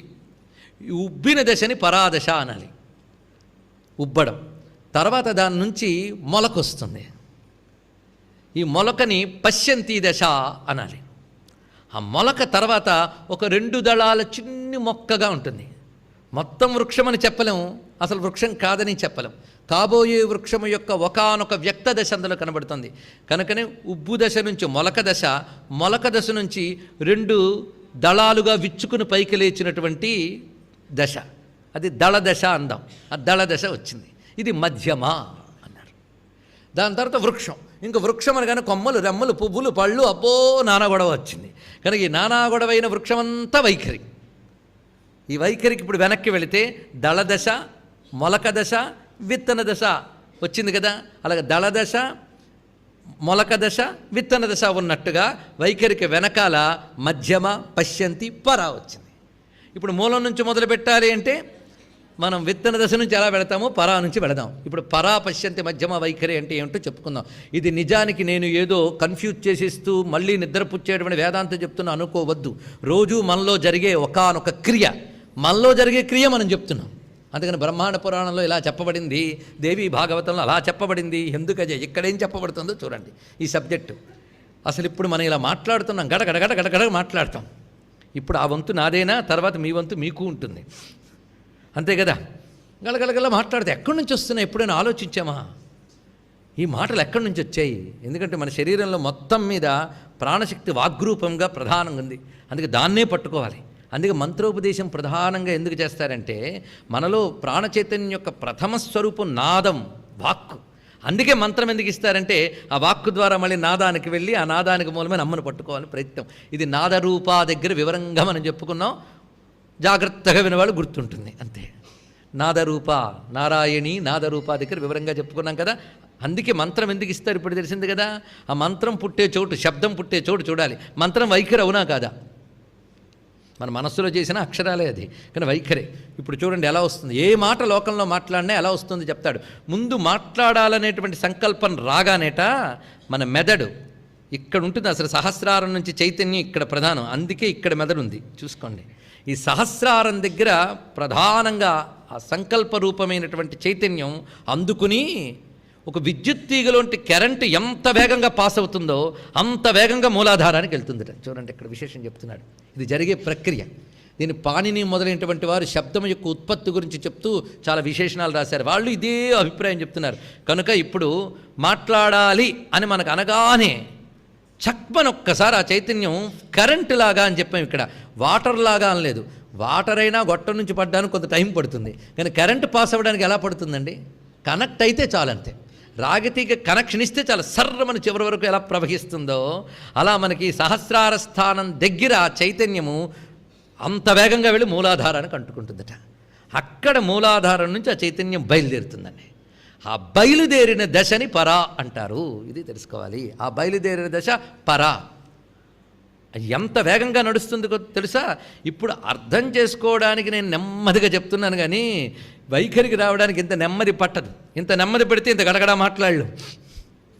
ఎవరికైనా, ఏ సబ్జెక్ట్ అయినా ఎంత వేగంగా ప్రసరిస్తుందంటే, అందుకే విద్యుత్ తీగలో కరెంట్ అని ఉపమానం అలా గుర్తుపెట్టుకుంటే చాలు. ప్రసరణ అంత వేగంగా జరుగుతుంటుంది. అప్పుడు అక్కడి నుంచి బయలుదేరుతుంది మూలాధారం నుంచి. ఆ మూలాధారం దగ్గర అది ఉద్యుక్తమైన దశనే పరాదశ అని అంటారు. అక్కడది భావదశని పొందుతుందిట. భావదశ. భావదశ అంటే మనం మాట్లాడదలుచుకున్నటువంటి భావము అంత నిర్మాణం జరుగుతుంది. అక్కడే నీకు ఆ విషయం మనస్సుకి గోచరిస్తుంది. నువ్వేం మాట్లాడదలుచుకున్నావు, సబ్జెక్ట్ ఏమిటి అనేది మనస్సు అక్కడ అందుకుంటుంది. ఆ మనస్సు అందుకునే దశ అది పశ్యంతి. మనస్సు అక్కడ పశ్యంతి, చూస్తుంది అది. కనుక ఆ దశని పశ్యంతి దశ అంటారు. అక్కడ హృదయం పట్టుకుంటుంది అన్నమాట దాన్ని మనస్సు. అక్కడ నుంచి పైకి వెళ్ళి తర్వాత దశ ఏమిటి అంటే వైఖరికి పశ్యంతికి నడుము ఉన్న దశ. వైఖరి అంటే బయటకు వినబడేదని చెప్పాం కదా. పశ్యంతికి వైఖరికి నడుమ దశ. నడుమ అనేదాన్ని మధ్యమ అంటారు కదా, మధ్యమ దశ. ఇప్పుడు ఏం జరుగుతుందో తెలుసా? ఆ దశలోనుట మనం ఏ భాషలో మాట్లాడదలుచుకున్నామో దానికి సంబంధించినటువంటిదంతా మన లోపల చైతన్యం ఉన్నదే, జ్ఞానం, అది తయారు చేసుకుంటుంది ఫ్రేమింగ్ మొత్తం చకచకచక. అవునా లేదా? మీరు తెలుగో ఇంగ్లీషో ఏదో ఏ భాష మీరు మాట్లాడదలుచుకున్నారో ఆ భాషకి భావమంతా చకచక తయారవుతుంది. అది కూడా వినబడదు, ఇంకా పూర్తిగా వాక్కులుగా వినబడదు, కానీ లోపల తయారైపోతుంది. ఆ తయారైపోయినది కంఠం దగ్గర నుంచి బయటకు వచ్చేటప్పుడు వినబడుతుందిటండి. ఇది దశ చూపిస్తున్నారు ఇక్కడ. కనుకనే పరాదశ సంకల్పరూపంగా చైతన్యం రావడం, భావరూపంగా అందేది పశ్యంతి దశ, ఆ లోపల వాక్య నిర్మాణం సూక్ష్మంగా చేసుకునే దశ మధ్యమ దశ, బయటికి వినబడగానే వైఖరి దశ. ఇలా తయారవుతుందిట. ఎంత గొప్ప సైంటిఫిక్ పద్ధతిలో చెప్పారో చూశారండి. అందుకే మన లోపల ప్రాణశక్తి వల్ల ఇదంతా జరుగుతుందా లేదా? వాక్కు అనేది ప్రాణశక్తి యొక్క ప్రకటనమే. అందుకే ఎక్కడ ప్రాణశక్తికి అవరోధం వచ్చినా వాక్కు రాదు. శ్వాస కదా ప్రాణశక్తి అంటే. ఆ శ్వాస ఎక్కడ పట్టినా వాక్కు రాదు. అందుకే శ్వాసకి తేజస్సు కలవాలి, వేడిమి కలవాలట. అందుకే ఆ ప్రాణము వేడిమి రెండు కలిస్తే బయలుదేరుతుంది. అందుకే నారాయణి నాదరూప దగ్గర చెప్పుకున్న విషయం గుర్తించుకోవాలి. అందుకే అక్కడ వచ్చినటువంటి ఆ వేడిమి చేత ప్రాణశక్తి ప్రేరణ పొంది బయటకు బయలుదేరుతుంది. కనుక వాక్ అంటే ప్రాణశక్తి. అందుకే వాక్కును ఎంత నియంత్రించుకుంటే ప్రాణశక్తి అంత లోపల ఉంటుంది అని చెప్తారు. కొందరు ఊరికిన గడగడ గడగడ మాట్లాడుతూ ఉంటారు. అందులో ఆత్మస్థుతి పరనింద చాలా. వీళ్ళ ప్రాణశక్తి చాలా క్షీణిస్తుందిట. అందుకే ఎంత మౌనంగా ఉంటే అంత భగవత్తత్వానికి చేరగలవయ్యా అన్నాడు. అలాగైతే మరీ కష్టం కదా, మౌనంగా ఉండే కదా, మూగతనం బెటర్ కదా. నియంత్రించుకుంటే మౌనం అన్నాం, అసలు లేకపోతే మూగతనం. ఇది తెలుసుకోవాలి. అందుకే శుద్ధమైన వాక్కులు తీసుకుని ముందు సాధన చేస్తూ మన వాక్కును ముందు నియంత్రణ చేసుకుంటూ ఉంటే అలా అలా అలా వెళ్ళగలం. అందుకే ప్రాణశక్తికి వాక్కుకి ఏదో విషయం ఉన్నది. అందుకు ఆ వాక్కు యొక్క సంచారాన్ని నువ్వు గమనిస్తూ ఉంటే నీ లోపల చితిహి అయిన అమ్మవారు ఎలా కదులుతున్నారో గమనించుకోవచ్చు. కనుక మంత్రము ద్వారా అది సహాయం. అందుకే మంత్రం ఎంత స్థూలంగా కాకుండా సూక్ష్మంగా చేయడం మొదలు పెడితే అంత ఎక్కువగా ఈ వాక్కును ఉపాసిస్తాం. మంత్రోపాసకులందరూ చేసేది ఈ వాగుపాసనే, తెలుసుకోండి. కనుకనే పరా పశ్యంతి మధ్యమ వైఖరి ఈ దశలు దాటి వస్తున్నది. సృష్టి నిర్మాణం కూడా అలాగే జరిగిందిటండి. పరా పశ్యంతి మధ్యమ వైఖరి. ఇది మనం పరిశీలిస్తే పరమాత్మ ఉన్నాడు, ఆయన సృష్టి చేయాలనుకున్నట్ట, అనుకోగానే తన శక్తితో కలిశాడు. తన శక్తితో పరమాత్మ కలవగానే ఆ దశని పరా అంటారు ఇక్కడ. ఆ తర్వాత ఈ జగత్తు ఎలా నిర్మాణం చేయాలనేటువంటి జ్ఞానంలో ముందు సంకల్ప దశ, భావదశ. ఆ భావదశకు వచ్చేటప్పటికల్లా ఆయనకి పశ్యంతి. ఏ విధంగా నిర్మాణం చేయాలనేది లోపల సమకూర్చుకున్నాడే అది ఆయన యొక్క మధ్యమ. తర్వాత జగద్రూపంగా వ్యక్తం చేసాడే అది ఆయన యొక్క వైఖరి. ఇప్పుడు పరిశీలించండి. అందుకే పరమేశ్వర శక్తి పరాపశ్యంతి మధ్యమ వైఖరులుగా అలా విస్తరించింది. మన లోపల వాక్శక్తి అలా వచ్చింది. ఎందుకు ఇది అబ్జర్వ్ చేస్తుంటే అది వస్తుందట. ఎందుకంటే అక్కడ ఉన్నది ఇక్కడ ఉందని చెప్పడం అంటే ఇది అర్థం. అందుకే పరాపశ్యంతి మధ్యమ వైఖరి గురించి తెలుసుకునేటప్పుడు ఇది. కానీ వాక్కు గమనం ఎలా సాగుతుందో తెలిసింది కదా. దీని గురించి మనకు శాస్త్రం చెప్తూ మాట చెప్తున్నది, మూలాధారాత్ సముత్పన్న పరాఖ్యో నాద సంభవ. మూలాధారం నుంచి కలిగినటువంటిది పరా అని చెప్పబడుతున్నది. సయేవ ఊర్ధ్వతయా నీత, అది పైకి రాగానే స్వాధిష్టానే విజృంభిత. స్వాధిష్టానం దగ్గరికి వచ్చినప్పుడు ఇంకా పైకి రావడంలో వేగం పెరుగుతుంది ఆ వాక్కుకి. అక్కడి నుంచి పైకి వచ్చేటప్పుడు పశ్యంత్యాక్షాం అవాప్నోతి, పశ్యంతి అని చెప్పబడుతుంది. తయై ఓర్ధ్వం శని, అది నెమ్మది నెమ్మదిగా వెళ్ళి అనాహతే బుద్ధితత్వ సమేతో మధ్యమావిధ, అనాహతం దగ్గరికి వచ్చేటప్పటికి బుద్ధితత్వంతో కలిసి మధ్యమ అనిపించుకుంటుంది. అది తథా తయోర్ధ్వన్నున్నస్సన్ విశుద్ధౌ కంఠదేశత వైఖర్యాక్ష, వైఖరి అని చెప్పబడుతున్నది. ఇప్పుడు చూసేటప్పటికల్లా ఇంతవరకు వచ్చింది, కానీ ఇక్కడ నుంచి బయటకు రావడానికి మానవుడికి ఒక్కడికే భగవంతుడు అవకాశం ఇచ్చాడు. అందుకే ఇలాంటి శరీరం, ఇలాంటి తలకాయ ప్రపంచంలో దేనికి లేదండి. అందుకు చెప్తారు, రాళ్లయందు పరారూపంగా ఉంటుంది వాక్కు. వాగ్దేవి ప్రపంచమంతా ఉంటుంది, రాళ్లయందు పరారూపంలో ఉంటుంది. వృక్షాదుల యందు పశ్యంతి రూపంలో ఉంటుంది, పశువుల యందు మధ్యమా రూపంతో ఉంటుంది, మానవుడి యందు వైఖరి రూపంగా వ్యక్తమవుతుంది అని చెప్పాడు ఇక్కడ. అది మానవుడి దగ్గరే 4 ఉన్నాయి, మిగిలిన చోట ఒక్కొక్క దశ ఉంటుంది. కనుక సృష్టిలో అన్ని చోట్ల ఉంది. పర అన్నిట్లోని కామన్, రాతితో మొదలుకొని అన్నిట్లో కామన్. ఇది తెలుసుకోవాల్సిన రహస్యం. అందుకే చత్వారి వాక్పరిమిత పదా నితాని విదుహు బ్రాహ్మణాయే మనీషిణః. ఎవడైతే జ్ఞానులో వాళ్ళు ఈ వాక్తత్వాన్ని తెలుసుకోగలరు. గుహాత్రీని నిహిత నెంగయంతి, ఆ 3 లోపల దాగి ఉంటాయి, ఎవరికీ తెలియబడవు. తురీయం వాచో మనుష్య వదంతి, ఆ 4వదైన వాక్కుని మానవులే పలకగలరు అని. అందుకే అది పలకగలిగేటువంటి జన్మ మానవుడికి వచ్చింది. ఇది వచ్చినప్పుడు దాని మూలదశను తెలుసుకునే ప్రయత్నం చెయ్యలేకపోతే మరి ఏ జన్మలోనూ పొందలేం. అందుకే వాక్కు యొక్క పూర్ణదశ మానవుల్లో ఉంటుంది, పూర్ణత్వం ఈ శరీరంలో ఉంటుంది. కనుక పురుషుడు అని పేరు మానవుడికి. తెలుసుకోండి, పురుషుడు అంటే మగవాడు కాదు. ఆ మాటకు వస్తే మానవుడు అన్నాం కనుక ఆడది కాదని కాదు కదా అర్థం, జాతివాచకం. అందుకు మనుష్యుడికి పురుషుడు అని ఎందుకు పేరు వచ్చిందంటే ఇతర జంతు జన్మల కంటే పూర్ణుడు గనక. ఇది ఇక్కడ భూమి అందు అతడి నుంచి పలుకుతుంది. ఇప్పుడు మనలో ఉన్న వాగ్వ్యాపార వైఖరిని మనం చూసాం. ఇది వైఖరి అనేటువంటి మాట. పర ప్రత్యక్షితీ రూప పశ్యంతి పరదేవత మధ్యమ వైఖరి రూప భక్త మానస హంసిక. ఇక్కడ ప్రత్యక్షితీ రూప ఎందుకన్నారు, పరదేవత అని ఎందుకన్నారో తెలుసుకుంటే ఇంకా ఆశ్చర్యం వేస్తుందండి. ఈ విషయాన్ని మనం ఇప్పుడు పరిశీలించుకుంటూ వెళ్దాం. ముందు పర, ఇది స్వాధిష్టానం దగ్గరికి వచ్చి అనాహతం దగ్గరికి వచ్చి ఎలా వెళుతుందో గమనిస్తున్నారు కదా. అంటే షట్చక్రాల గురించి తెలియని వారికి కూడా ఇవి ఉంటాయండి. గుండెకాయ గురించి పూర్తి అవగాహన లేని వాడికి కూడా గుండెకాయ ఉంటుంది. గుండెకాయ కేవలం కార్డియాలజిస్టులకు మాత్రమే ఉంటుందా? అందరికీ ఉంటుంది. దాని గురించి వాడికి తెలుసు. అలాగే కుండల్ని అందరికీ ఉంటుంది, యోగులకు దాని గురించి తెలుసు. అది తెలుసుకుంటే మనం కూడా యోగంతో బాగుపడతాం. అందుకు కనుక ఇవి అందరి సబ్జెక్టులు ఇవన్నీ కూడా. అంతేగాని దేని నాది కాదండి. ఎవరైనా పంచి పెడుతూ ఉంటారు సహస్రనామాలు, అవి చదివేసి కూర్చుంటాం, కానీ అర్థం చెప్తే మాత్రమే తట్టుకోమండి అంటే నేను చెప్పలేను. ఇక్కడ ఎంత విషయం చూపిస్తున్నాడు చూడండి. విమర్శ రూపిణి అంటే ఇదేనండి. విమర్శ వ్యాపించి మనలో వస్తుందా, ఆ విమర్శ రూపిణి మనం ఇప్పుడు తెలుసుకుంటున్నాం. కనుకనే పరా అంటే శక్తితో కూడిన పరమాత్మని పరా అని అన్నారు. ఇది ఎక్కడుందో శ్రీచక్రంలో మనం పరిశీలించితే, శ్రీచక్రంలో బిందుస్థానం పరా, త్రికోణము పశ్యంతి. చూడండి ఇక్కడ సూక్ష్మ దశలు కదా, త్రికోణం పశ్యంతి అవుతుంది. అష్టత్రికోణం దగ్గరికి వచ్చేటప్పటికీ మధ్యమ అని చెప్పబడుతుంది. దాని తర్వాత మిగిలిన అన్ని ఆవరణలు కలుపుకుని వైఖరి అన్నాడు. ఎక్కడి నుంచి మొత్తం లోకమంతా వస్తుంది. పరా పశ్యంతి మధ్యమ వైఖరి చోట్ల ఎక్కడున్నాయి శ్రీచక్రంలో? ఆ మేరువులో పైన బిందువు పర, త్రికోణం పశ్యంతి, అష్టత్రికోణం మధ్యమ, ఆ తర్వాత వచ్చేటటువంటి చతుర్దశ త్రికోణము, అష్టదళము, షోడశదళము, చతురస్రము వైఖరి. ఇదంతా వైఖరి వ్యక్తమవుతున్నటువంటి ప్రపంచమే. ఈ విధంగా శ్రీచక్రంలో మొత్తం అదే ఉంది. అది గ్రహించగలిగితే ఆ పర సహస్రానికి మూలాధారంలోకి వచ్చింది కదా, అది నువ్వు పొందగలిగితే అప్పుడే నీకు మోక్షము. ఈ మాటే త్యాగరాజస్వామి వారు మూలాధార జనాద మెరుగుటే ముదమగు మోక్షమురా అని ఒక్క మాటలో తెలియ చెప్పాడు మహానుభావుడు. అంటే ఆయన స్థితి ఎంత గొప్పగా ఉందండి. ఊరికినే తబలాలు మధ్యలు మోగించుకున్న సంగీతంగా త్యాగరాజస్వామి వారిని ఇప్పుడు తెలిసింది కదా. నాద యోగి, సంకీర్తన యోగి, అందుకే రాయగలిగాడు మాట. అందుకు ఈ విషయాన్ని అంతటి మనకి భాగవతాది గ్రంథాలు ఇదే బోధిస్తున్నాయి. ఏదైనా సాధన ఇదే. ఇప్పుడు దేనికి ఎందుకు ఆ పేరు పెట్టారనేది కూడా మనం పరా ఇత్యాదులకు చెప్పుకున్నాం. పరాశక్తి వివిధైవ శ్రూయతే. పరాశక్తి అంటే ఇది అర్థం అండి. పరాశక్తి ఆ సృష్టికి ప్రారంభ దశలో ఉన్నటువంటి శక్తి పరాశక్తి, అదే ఆదిశక్తి. ఆదిశక్తి పరావాక్కుగా మనలో ఉన్నది. అది పొందగలిగేమా ధన్యులం. అది పొందే సాధన చేయాలి. అసలు అది సహస్రారంలో ప్రారంభమే మూలాధారంకి వస్తుంది కనుక మనకు మూలాధారము సహస్రారము అత్యంత ప్రధానంగా చెప్పడంలో ఇది ఆంతర్యం. దీన్ని రకరకాలుగా సాధకులు చేస్తారు. అవన్నీ విషయాలు చెప్పారు కానీ టెక్నికల్గా ఎందుకుని ఊరుకుంటున్నాం. ప్రత్యక్షితి రూప మాటకు అర్థం తెలుసుకుందాం. ఇప్పుడు ప్రత్యక్షితి అంటే ఏంటో తెలుద్దాం. మరి చితీహ చెప్పారు, ప్రత్యక్షితి ఏమిటి? అదొకటి. చైతన్యం ఇది అందరికీ తెలుసు, కానీ చైతన్యాల్లో ప్రత్యక్షితి ఏమిటి? ప్రత్యక్ అనే మాటకు అర్థం తెలుసుకోవాలి. ప్రత్యక్ అంటే అంతర్ముఖము అని అర్థం. బహిర్ముఖం అంతర్ముఖం.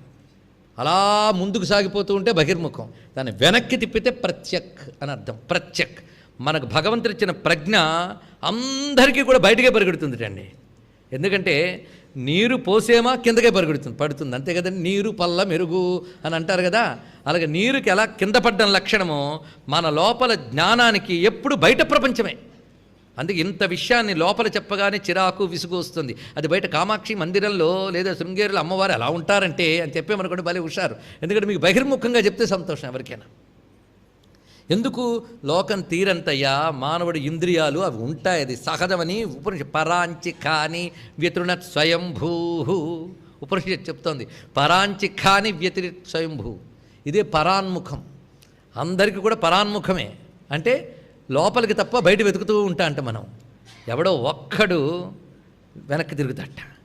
కశ్చిత్ ధీర ప్రత్యగాత్మానమైక్షత్. అక్కడ కశ్చిత్ ధీర ఒక్క ధీరుడు ప్రత్యగాత్మ వెనక్కి తిరుగుతాడయ్యా అన్నాడు. వెనక్కి తిరుగుతాడంటే ఇంత చూస్తున్నానే ప్రపంచం, దీనికి మూలమైందేది అని ఒక్కసారి మఠం వేసి కూర్చుంటాడండి.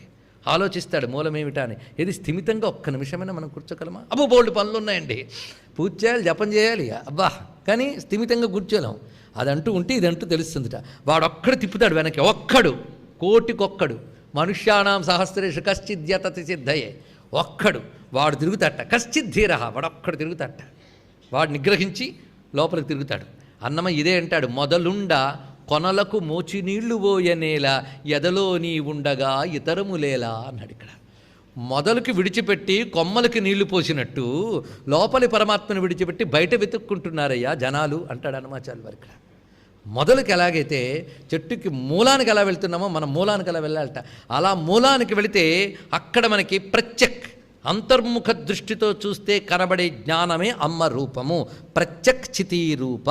అంతర్ముఖ దృష్టికి ప్రత్యక్ అంటారు, ఆ దృష్టికి గోచరించే జ్ఞాన రూపాన్ని చితీ రూప అంటారు. అంతర్ముఖ దృష్టికి గోచరించే చితీ రూపమే అమ్మవారి యొక్క అసలు స్వరూపము. ఇది ఇక్కడ అది.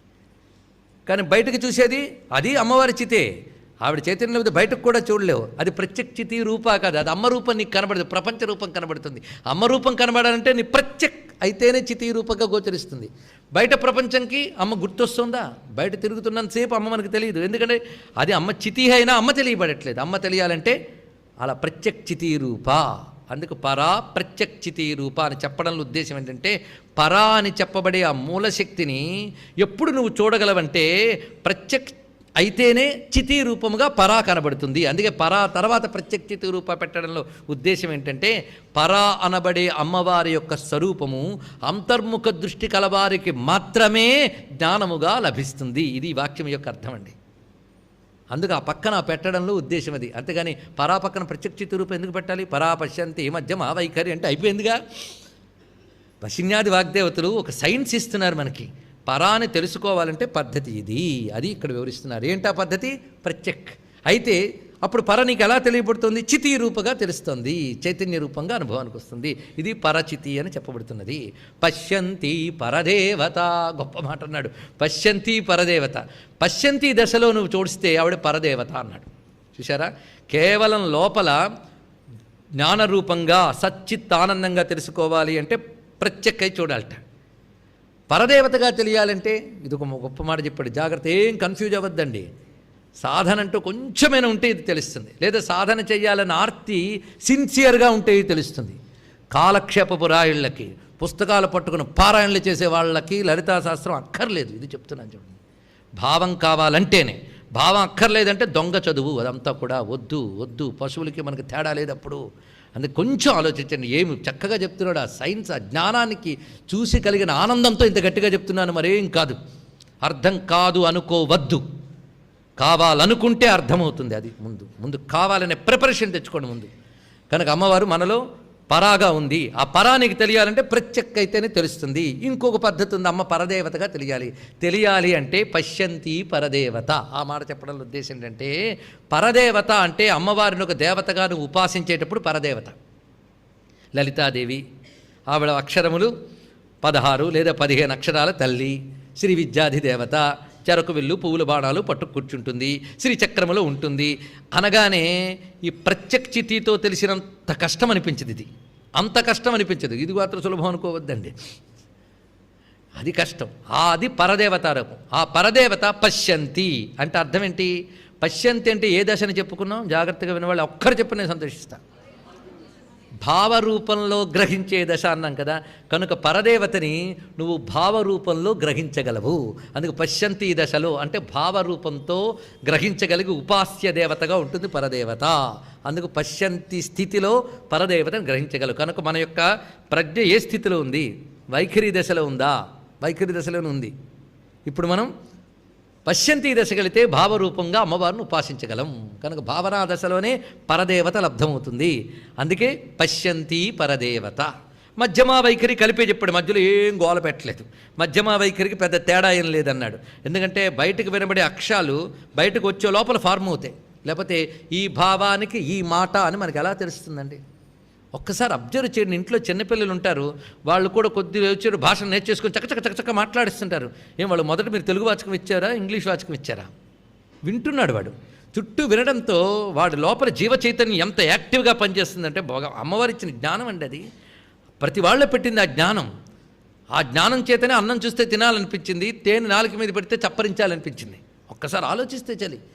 తేనె మీ చిన్నపిల్లాడి నాలుక మీద తేనె రాసినా చప్పరిస్తాడు, అంతేనా పెట్టు ఊరుకోడు. అంటే తేనె పెడితే చప్పరించాలి వాడికి ఎలా తెలుసు? ఇది ఆలోచించండి. అక్కడ తేనె తీయని పదార్థము అని తెలిసేవాడికి అంతెందుకండి, అమ్మ స్తన్యాన్ని పానం చేయాలని జ్ఞానం వాడికి ఎలా వచ్చింది? ఇది ఆలోచించండి. పానం చేయాలని జ్ఞానం ఎలా వచ్చింది వాడికి? ఎవరిచ్చారు? ఆ లోపల చితి, అది చితి తత్పద లక్ష్యార్థ. ఆ లోపల జ్ఞాన రూపంలో అది ప్రజ్ఞ అంటే ఆ లోపల ప్రకాశిస్తోంది. అది ఇంద్రియములన్నింటినీ ప్రసరిస్తూ ఉంటే బుద్ధి పుడుతుంది. అది తెలుస్తుంది కదా, ఆవిడ అలా వెలుగుతుంది. అందుకే ఇక్కడికి వచ్చేటప్పటికల్లా మనకున్నటువంటి పరిచయాల వల్ల ఈ భావానికి ఈ మాట అని లోపల తయారైపోతుంది ప్రతివాడికి, వాడికి వచ్చిన భాషలో. ఆటవికుడు కూడా ఆటవిక భాషలో మధ్యమ దశలో ఫార్మ్ చేసుకుంటాడు. అవునా లేదా? వాడు పాలు కావాలి అనిపించింది, పాలు అనేదాన్ని పాలు అని అక్షరం అంటారనేటువంటి లోపల తయారీ, తర్వాత పాలు అని బయటకు వస్తుంది. అవునా లేదా? ఈ లోపల తయారీ అవ్వడం మధ్యం అండి. ఇప్పుడు తెలుస్తుంది కదా, అక్కడ తయారవుతుంది అన్నట్టు భాష తయారీ అయ్యే దశ అది. ఇది తెలిస్తే భాషారూప అక్కడ అర్థమవుతుంది మనకు. తెలుసుకోండి, ఎంత చిన్న విషయం కాదు ఇంతా కూడా. ఆ విచ్చుకునేటప్పుడు ఏ అక్షరం పలకాలంటే ఎక్కడ విచ్చుకోవాలో చూపిస్తాడు. అదే మనకి మూలాధారం నుంచి ఆజ్ఞాచక్రం వరకు ఒక్కొక్క దళంలో ఒక్కొక్క శక్తి విచ్చుకుంటూ ఉంటుంది, ప్రాణశక్తి. అప్పుడు మొత్తం నోటి నుంచి బయటకు వస్తాయి. చూసారా? ఊరికనే మాట్లాడుతున్నాం కానీ వాటి వెనకాల ఇంత విజ్ఞానం ఉంది. ఇప్పుడు తెలుస్తున్నది కదా. అలా ఇక్కడ ఆ మధ్యమా వైఖరి రూప అయిపోయింది. భక్త మానసహంసిక ఇప్పుడు మనం పట్టుకోవాలి. ఇప్పుడు మధ్యమ దశ మీరు ఎప్పుడు అనుభవిస్తారు? ఆలోచించండి. సాధనకు తీసేసుకోవాలి. పరాదశని ప్రత్యక్ దృష్టితో అనుభవించగలుగుతున్నాం. పరదేవతా స్వరూపాన్ని పశ్యంతి దశలో అనుభవించగలుగుతున్నాం, అంటే భావనాత్మకంగా తెలుసుకోగలుగుతున్నాం. ఇప్పుడు మధ్యమ దశలో మనం అనుభవించేది ఏది? సాధకులు చెప్పచ్చు, మంత్రం. అవునా లేదా చెప్పండి. మంత్రం జపం చేస్తూ ఉంటారు, మంత్ర జపం బయటకు చేయరుగా. అక్షరాలు లోపల తిరుగుతున్నాయా లేదా? అక్షరాలు బయటకు వినబడకుండా లోపల ఫార్మ్ అయ్యే దశ ఏ దశ అని చెప్పుకున్నాం? మధ్యమ. కనుక అది చాలా ఆ మధ్యమ మనం చేస్తూ ఉంటేట ఆ మంత్రం మధ్యమ దశలో చేస్తూ ఉండగా ఆ మధ్యమ దశలో మంత్రం అంతా దేవతాశక్తిగా మారుతుంది. అది ఆవిడ చైతన్యం కదా. ఆ మారిన దేవత ఆ మధ్యమ స్థితిలో జపం చేస్తున్నాడు. మధ్యమ స్థితిలో జపం చేస్తున్నది వైఖరి దశలో ఉన్న మంత్రములేగా. కొంచెం ఆలోచించండి, అర్థమవుతుంది కదా. ఇప్పుడు శ్రీమాత్రే నమః మంత్రం అనుకుందాం. శ్రీమాత్రే నమః అనేది వైఖరియేగా. నువ్వు జపం చేసినప్పుడు ఏం చేస్తున్నావు? దాన్ని మధ్యమగా చేస్తున్నావు. అవునా కదా? నువ్వు బయటకు అనేటప్పుడు అది మధ్యమగా ఉంది, నువ్వు జపంకి వెళ్ళేటప్పటికి వైఖరి నుంచి మధ్యలోకి వెళ్ళిపోయింది. చూసారు? వెనక్కి వెళ్ళడం. మధ్యమకి వెళ్ళిందా? మధ్యములు వెళ్ళినప్పుడు మననం చేస్తున్నావు కదా, అంటే వైఖరుల అక్షరములే మధ్యములో జపం చేస్తున్నా కనుక రెండు పక్క పక్కన పెట్టేశాడు. మధ్యమా వైఖరి రూప. చూడండి, నాకు పక్క పక్కన పెట్టడంలో ఎంత సైంటిఫిక్ స్ట్రక్చర్ లలితా సహస్రనామ స్తోత్రం చూడండి. ఇక్కడ ఇది పట్టుకు చెప్పండి. నా మతంలో ప్రతి స్తోత్రం వెనకాల ఒక scientific and discipline orderly construction ఉందని చెప్పండి. నువ్వు అర్థం చేసుకోవడానికి ప్రయత్నిస్తే నీ నరాలు చిట్లేటంత జ్ఞానం ఉంది నా స్తోత్రంలో అని చెప్పండి. ఇప్పుడు చెప్పండి, ఇక్కడ అంత అద్భుతమైన స్తోత్రం ఇది మనకు చూపిస్తున్నాడు. అదే మధ్యమా వైఖరిని పక్కన పెట్టడంలోనే అంత అద్భుతం చూపించాడు. రెంటికి పెద్ద భేదం లేదు. అందుకే మంత్రాన్ని తీసుకుని మధ్యమ చేస్తున్నావు. ఆ మధ్యమ నువ్వు చేస్తూ ఉన్నావు. మంత్రాన్ని శ్రీమాత్రే నమః జపం చేస్తున్నావు. ఆ జపం చేస్తున్నాడు మంత్రాది దేవత ఎవరు? లలితమ్మ కదా. లేదా పంచాక్షరి చేయండి శివుడు, అష్టాక్షరి చేయండి నారాయణుడు, రామన్ చేయండి రాముడు, ఎవరో ఒకడు.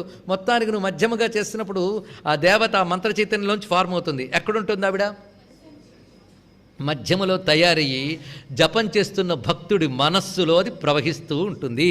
భక్త మానస హంసిక, అది ఇక్కడ చూపిస్తున్నాడు వెంటనే. అక్కడ మధ్యములో జపం చేస్తుంటే జపం చేస్తున్న భక్తుడి యొక్క మనస్సులో ఆవిడ హంసలా ఓలలాడుతూ ఉంటుందండి.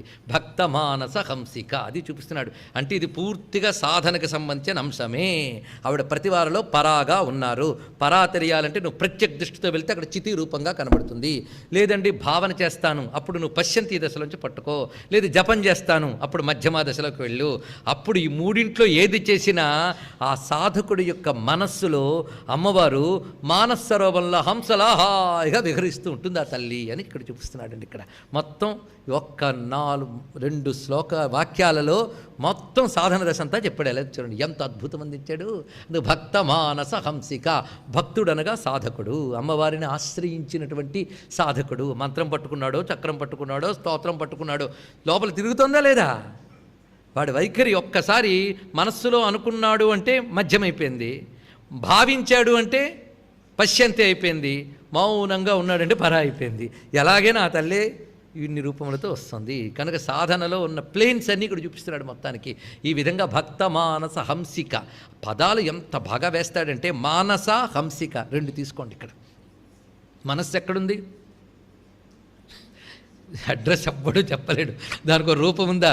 గుండె ఎక్కడుంటుందంటే చూపించవచ్చు, లేదా ఎక్స్రే చేయనా తీయచ్చు, స్కానింగ్ అయినా చేయొచ్చు. మనస్సుకు చెప్పండి ఎక్కడుందో? బుద్ధి ఎక్కడుంది? కనిపిస్తుందా? లేదని అనగలమా? బుద్ధి ఉన్నవాడు ఎవడా ఉండమాట. బుద్ధి మనస్సే కనిపించట్లేదే. బుద్ధికి మనస్సుకు కూడా చైతన్యం ఇచ్చి అమ్మ ఎక్కడ కనబడుతుందండి? కనబడలేదని బుద్ధి లేదని అలా అనలేవో, కనబడలేదని అమ్మ లేదని కూడా అలాగే అనలేవయ్యో బాబు అని ఇక్కడ తెలుసుకోవాలి. ఇది మనం భావించవలసింది. కానీ మనస్సు అనొకటి ఉంది. మనం ఏ జపం చేసినా తపం చేసినా మనస్సు పనిచేస్తుంది. రెండో వైపు మరొకటి పనిచేస్తుంది. ఏంటి? ఇందాకే చెప్పాం జాగ్రత్తగా, ప్రాణం, ఊపిరి. అదే కదా వాక్కంతా. ఊపిరికి ప్రాణానికి యోగశాస్త్రంలో హంస అంటారు. పట్టుకోండి ఇక్కడ. కనుకనే నువ్వు అమ్మవారిని జపం చేస్తున్నావు, సాధన చేస్తున్నావు అంటే మనస్సుతో కొంత, శబ్దంతో కొంత చేస్తున్నావు కదా. శబ్దంతో అంటే ప్రాణం, హంస, మానస హంస, ఈ 2 రూపములతో అమ్మ తిరుగుతోంది సాధకుల్లో. ఇది తెలుసుకోవాలి. అందుకు భక్తుడి లోపల మనోరూపంగా భావనతోనూ, హంసరూపంగా మంత్రముగాను తిరుగుతూ ఉన్నటువంటిది భక్త మానస హంసిక. ఇది తెలుసుకోవాల్సినటువంటి గొప్ప మాట. ఇక్కడ అలా సంచరిస్తున్న అమ్మవారికి మనం నమస్కారం చేసుకుందాం. ఒక్క 4 మాటల్లో ఎంత గొప్ప విషయాన్ని ఇచ్చారు. అని పరాపశ్యంతి మధ్యమ వైఖరి అని అనలేదు వశిన్యాది వాగ్దేవతలు. పరా ప్రత్యక్షితి రూప పశ్యంతి పరదేవత, మధ్యమా వైఖరి రూప భక్త మానస హంసిక. అంత చక్కగా సమకూర్చి ఇచ్చినటువంటి వశిన్యాది వాగ్దేవతలకు నమస్కారం చేసుకుందాం. ఈ భావాన్ని మనకు అందించిన అమ్మవారికి ముందు నమస్కారం చేసుకుందాం. ఇక్కడ అందుకే ఆ తల్లికి నమస్కారం చేసుకోవాలి. ఇక్కడ అయితే పశ్యంతి ఎందుకన్నారు? పరా అనడానికి చాలా శ్లోకాలు, కొటేషన్స్ ఉన్నాయి, కానీ పక్కన పెడదాం. అంతేకాదు వైఖరికి వచ్చేటప్పటికల్లా మీకు స్ఫుటమైన వాక్కు ఉంది. అందుకే మానవ జన్మ గొప్పదండి. అక్కడికి వచ్చినప్పుడు అమ్మవారు మాతృకావర్ణ రూపిణి అయి స్ఫుట రూపంలో బయటకు వస్తున్నారు. అది ఇక్కడ ఈ స్ఫుట రూపంలో బయటకు వచ్చిన తల్లి పేరే రాజరాజేశ్వరిట. చూడండి వివరిస్తున్నాడు ఇక్కడ. అదేవిధంగా ఇక్కడ అమ్మవారు పరాపశ్యంతి మధ్యమాకు వచ్చేటప్పటికల్లా, పశ్యంతి దశకు వచ్చేటప్పటికల్లా ఆ తల్లి బాలా అని చెప్పబడుతుంది. ఇది తెలుసుకోవాలి. పశ్యంతి దశ బాలాదశ, మధ్యమా దశ పంచదశి విద్య. ఇది తెలుసుకోవాలి. ఇక్కడ వైఖరి దశ పూర్ణంగా బయటకు వచ్చింది కదా, దాని శక్తి, అది షోడశీ విద్య అని చెప్పబడుతుంది. ఇది పరిశీలించితే ఇది ఒక రహస్యం. ఆలోచించే వాళ్ళకి తదుపాసకులకు పనికొచ్చేటువంటి అంశం ఇది.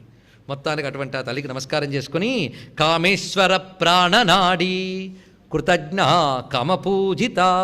కామేశ్వర ప్రాణనాడి, గొప్ప మాట చెప్పాడు. ఏమి శబ్దం అండి, అద్భుతం. ప్రాణనాడి అంటే ప్రాణం ప్రసరించే నాడి. నాడులన్నింటిలో ప్రాణం ప్రసరిస్తోంది కదండి, మళ్ళీ ప్రాణనాడి అని వేరే చెప్పాలి. నాడులెన్ని? 72,000 కదా. కానీ అందులో ప్రధానం మళ్ళీ 101 నాడులుట. ఇదంతా విశేషం చెప్తున్నాడు. కొందరంటారు 108 అంటారు. 108 నాడులకి చైతన్యం ఇవ్వడం కోసమే మంత్రాన్ని 108 మార్లు చేయాలని కనీసం చెప్తారు. తెలిసి ఇక్కడ 108 నాడులు ప్రధానం అంటారు. అలం బుషా కుహు ఇలాంటి చాలా చాలా పేర్లు ఉన్నాయి. 108 నాడులకి పేర్లు ఉన్నాయండి. ఊరికినే టైటిల్స్ పెట్టలేదు, ఆ నాడి యొక్క లక్షణం బట్టే పేర్లు పెట్టారు. ఇవన్నీ తెలుసుకోవాలి. అలాగే వైఖరి, ఇందాక పశ్యంతి వైఖరి అనే మాటకు కూడా అర్థం చెప్పకపోతే ఎందుకు పెట్టారంటాం. ప్రాణేన విఖరాక్షేణ ప్రేరిత వైఖరి మనహ అన్నారు. విఖరం అంటే ప్రాణవాయువుట, ఇదొకటి. ఆ విఖరంతో మన కర్ణరంధ్రం, అలాగే కమ్ అంటే రంధ్రం కూడా విశేషముగా కర్ణరంధ్రమును ప్రవేశిస్తుంది కనుక వైఖరి అన్నారు. కర్ణరంధ్రంలోకి ప్రవేశించుతుంది కనుక వైఖరి అన్నారు. అంటే వైఖరి వాక్యం చెవులోకి వినబడుతుంది, ఇంకేం తెలియబడుతుంది కదా, అందుకే వైఖరి పేరు ఎందుకు పెట్టారో తెలిసింది కదా. సరే, ఇప్పుడు అలాగే ప్రాణనాడికి వద్దాం. ప్రాణనాడి, అన్ని నాడులు ప్రాణములైన ప్రాణనాడిని ఎందుకు చెప్తున్నారంటే అన్ని నాడుల్లోకల్లా ముఖ్యమైన నాడి ఏంటది? మొదటి రోజు నుంచి ఘోషిస్తున్నాం. సుషుమ్నకి ప్రాణనాడి అని పేరు. ఈ సుషుమ్నలో ప్రవహిస్తున్నదేది? అక్కడ కదా అమ్మవారి ముఖ్య ప్రాణ రూపంగా తిరుగుతోంది. అదే చిదేక రస రూపిణి, అక్కడ తిరుగుతోంది ముఖ్య ప్రాణ రూపంగా. ఇది ఎలాంటిదో తెలుసా? రాగితీగల్లో విద్యుత్ ప్రసరిస్తుంటుంది. ఆ ప్రసరించినప్పుడు రాగితీగ ఏ ఆకారంలో ఉందో అదే ఆకారంలో విద్యుత్తు ప్రసరిస్తున్నట్టు మనం భావన చేస్తాం. అలాగే ఈ వెన్నుపూస అనే గొట్టంలో సుషుమ్న అనే నాడిలో అమ్మవారు అనే శక్తి చిదేకర స్వరూపిణిగా ప్రవహిస్తోందండి. ఇది తెలుసుకోవాల్సింది. అది ప్రధానం. అందులో అమ్మవారి యొక్క చిదేకర స్వరూపిణి అన్నప్పుడు జ్ఞానము ఆనందము రెండు చెప్పాం. జ్ఞానం ఈశ్వర స్వరూపం, ఆనందం అమ్మ స్వరూపం. ఈ రెంటికి భేదం లేదు. అందుకే అతని సంతతానంద శక్తియా సరసిజాక్షి. జ్ఞానము ఆనందము అంటే అమ్మ అయ్య, అమ్మ అయ్య అంటే కామేశ్వరి కామేశ్వరుడు. కనుక కామేశ్వరి కామేశ్వరుడి శక్తి సంచరించే ముఖ్య నాడి ఏది? సుషుమ్న. కనుక సుషుమ్న నాడి యందు ప్రసరిస్తున్న ప్రధాన శక్తి ఏది? కామేశ్వర ప్రాణనాడి. ఇది తెలుసుకోవాల్సింది. ఆ కామేశ్వర ప్రాణనాడి సంచరిస్తోంది మనలో, ఇది ఒక అర్థం. ఇంకొకటి, కామేశ్వరుడికి వీడు ప్రాణనాడిట. గొప్ప మాట. ఇప్పుడు మన శరీరంలో ఇది కదులుతోంది అంటే లోపల ప్రాణనాడి వల్లే కదులుతోంది. ఆ ప్రాణనాడి లేకపోతే కదలికే లేదు. అందుకే చూస్తారు, నాడి చూడటం అంటే ఇదే అర్థం. నాడిలో కదలిక ఉందంటే వీడు ఉంటాడండి, కదులుతాడు రేపటి నుంచి అర్థం. అయిపోయింది అంటే ఇంక అయిపోయింది అని అర్థం. కనుక మన కదలికకి మన లోపల ప్రాణనాడి ఎంత ప్రధానమో కామేశ్వరుడి కదలికకి అమ్మవారు అంత ప్రధానము. అమ్మవారు శివుని కదిలించే శక్తి. స్థాణువును కదలించే శివచైతన్య రూపిణివమ్మ, మదనారి మదికరగించిన మధురానిరాగిణివమ్మ అని చెప్పుకున్నాం కదా. ఆ భావాన్ని ఇక్కడ తెలిస్తే శివుణ్ణి కదిలిస్తోందట ఆవిడ కానీ కదిలించకపోతే ఆయన కదలట్టు అలా ఉంటాడు. అక్కడ స్థాణు ఆయన అలా ఉంటాడు. ఆ స్థాణు ఆయనలో కదలికి తెచ్చింది. ఆ కదలికి తెస్తేనే కదా ఇంత ప్రపంచం ఏర్పడింది. ఆ కదలికే ఫస్ట్ వైబ్రేషన్, స్పందన. గుర్తుందా ఎంత చెప్పుకున్నాను దీని గురించి? ఆ వైబ్రేషన్, ఆ కదలిక ఎందువల్ల వచ్చింది? చిత్ ఆవిడ వల్ల వచ్చింది. కనుక కదలిక రూపంలో ఆయన్ని తీసుకొచ్చింది. అలాగైతే ప్రాణనాడి ఉండడం వల్ల మానవుడు కదలగలుగుతున్నాడో, అమ్మ ప్రాణనాడిగా ఉండడం వల్ల శివుడు కూడా కదలగలుగుతున్నాడు. అందుకే కామేశ్వరునికే ప్రాణనాడి వంటిది. ఇది చెప్పడం దీని యొక్క ఉద్దేశం. కామేశ్వర ప్రాణనాడి సుషుమ్నారూపుడని ఒక అర్థము, కామేశ్వరుని కదిలించేటువంటి శక్తి, స్పంద శక్తి. ఇది మనకు ఉపనిషత్పరంగా చూసినా పరమాత్మ నిశ్చలుడు, నిర్వికారుడు. అందుకే సీతమ్మ అధ్యాత్మరామాయణంలో ఒక మాట చెప్తుంది, హే రాముడా ఆయన ఏం చేయలే, ఆయనకి ఏం తెలియదు అంటుంది. మరి ఇంత రామాయణం ఉంది కదా అంటే అంత నేను చేయించానందండి ఆవిడ. రామో న గచ్చతి నతిష్ఠతి నానుశోచతి. అధ్యాత్మరామాయణం అండి, ఎంత అందమైన రామాయణం. రామాయణం ఎలా అర్థం చేసుకోవాలో పనికొచ్చే జ్ఞానం అధ్యాత్మరామాయణం మనకి ఇస్తాం. యాంగిల్ చూడండి. లేకపోతే ఆవిడ కదలకపోతే రావణుడు చేస్తాడా? అందుకే కదిలి కూర్చుంది, లేకపోతే ఈయన కదలడు తెలుసు. అందుకే ఆయన కదిలించింది తల్లి. అందుకే రామో నతిష్ఠతి నగచ్చతి నానుశోచిత. ఆయన కూర్చోడు, నడవడు, ఏమీ చేయడు. ఆయన ఎందుకు కదిలించే శక్తి నేనే, ఇది చెప్తుంది. అందుకే ఎప్పుడు పరమాత్మ జ్యోతిలో అలాగే కూర్చుంటాడు, ఆయన శక్తి కాంతిలా ప్రసరించి వ్యాపిస్తుందని చెప్పుకున్నాగా. అది దీని యొక్క అర్థం. అందుకు కామేశ్వర ప్రాణనాడి. శివశక్త్యాయుక్తో యది భవతి శక్త ప్రభవితం నచేదేవం దేవో నకలు కుశలః స్పందితుమపి. ఆ మాట ఇక్కడ మనం చెప్పుకున్నాం. అందుకే అమ్మ ఆయన ఉన్నాడంటే నీ వల్లే, నువ్వు లేకపోతే ఆయన లేడా తెలియబడ్డు. అది ఇక్కడ అర్థం. అందుకే అమ్మ అమృతం తాగిన దేవతలు కూడా పని పూర్తి అయిపోతుంది. కానీ కరాళం యత్క్షేళం కబలవతి తిన్నాడు ఆయనకి కాలకలనా నశంభో, ఆయనకి మాత్రం విషం మింగిన ఆయన మాత్రం చావకుండా ఉంటున్నట్ట, అమృతం మింగిన దేవతలందరూ ప్రళయకాలంలో పోతున్నట్ట. ఏమమ్మా ఇంత వింత అంటున్నారు శంకర భగవత్పాదులు వారు, ఎంత గొప్పగా చెప్పారో చూడండి. ఇక్కడ అమృతం తాగిన దేవతలకి దిక్కు లేదు, మన్వంతరాలకో కల్పాలకో పోవాల్సిందే. కానీ ఈయన ఎప్పుడు అమృతం తాగలేదు, విషమే మింగాడు, అయినా హ్యాపీగా సర్వకాల సర్వావస్థల్లో ఉంటున్నాడు. ఎవడు? మృత్యుంజయుడు. ఎందువల్ల అంటే నాకు తెలిసిపోయింది అన్నాడు. తన్మూలం తవ జనని తాటంక మహిమ అన్నాడు. ఇక్కడ నీ చెవి కమ్మల గొప్పతనం అమ్మ అంత పో అన్నాడు. ఇక్కడ ఎంత గొప్పగా చెప్పాడు చూడండి. అందుకే ఆయన ఉన్నాడు కదులుతున్నాడంటే అంత అమ్మయే.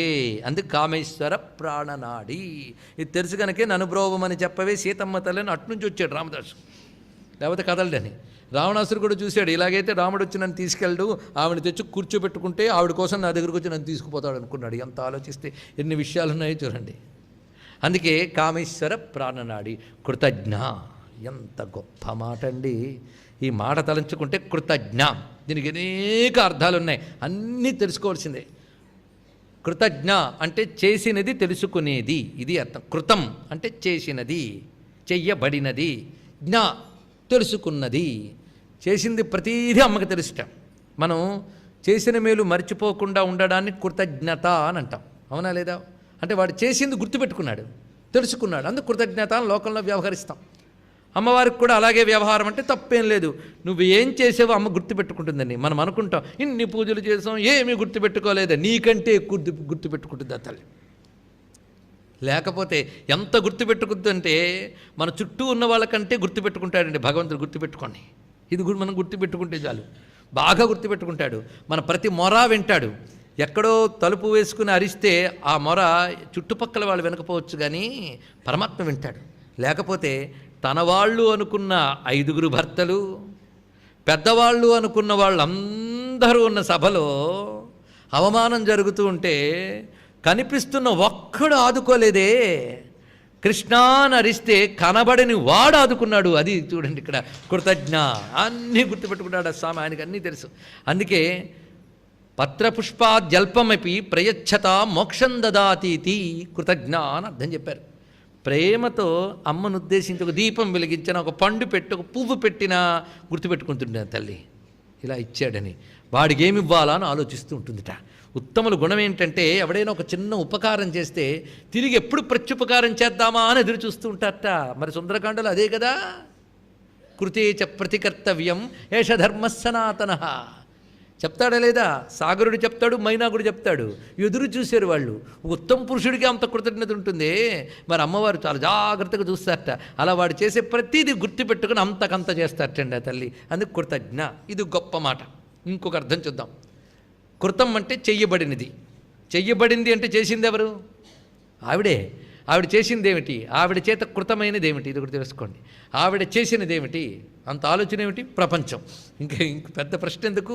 ఈ ప్రపంచమంతా మీరు నేను తయారు చేయలేదు కదా, చేశారా? కనుక ఎవరు చేశారు?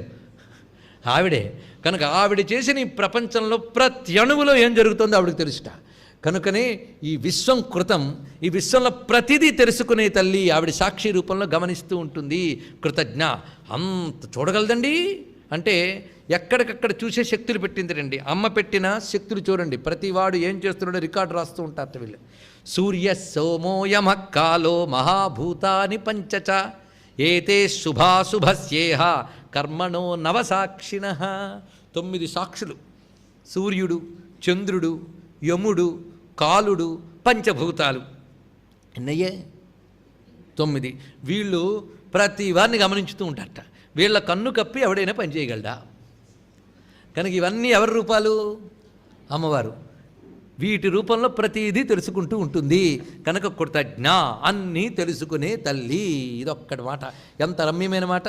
కనుక వీటి రూపములతో ఉంటూ ఈ ప్రపంచంలో ప్రతిదీ గమనించుకుంటూ ఉండేటువంటి తల్లి కనుక కృతజ్ఞ అని చెప్పబడుతున్నది.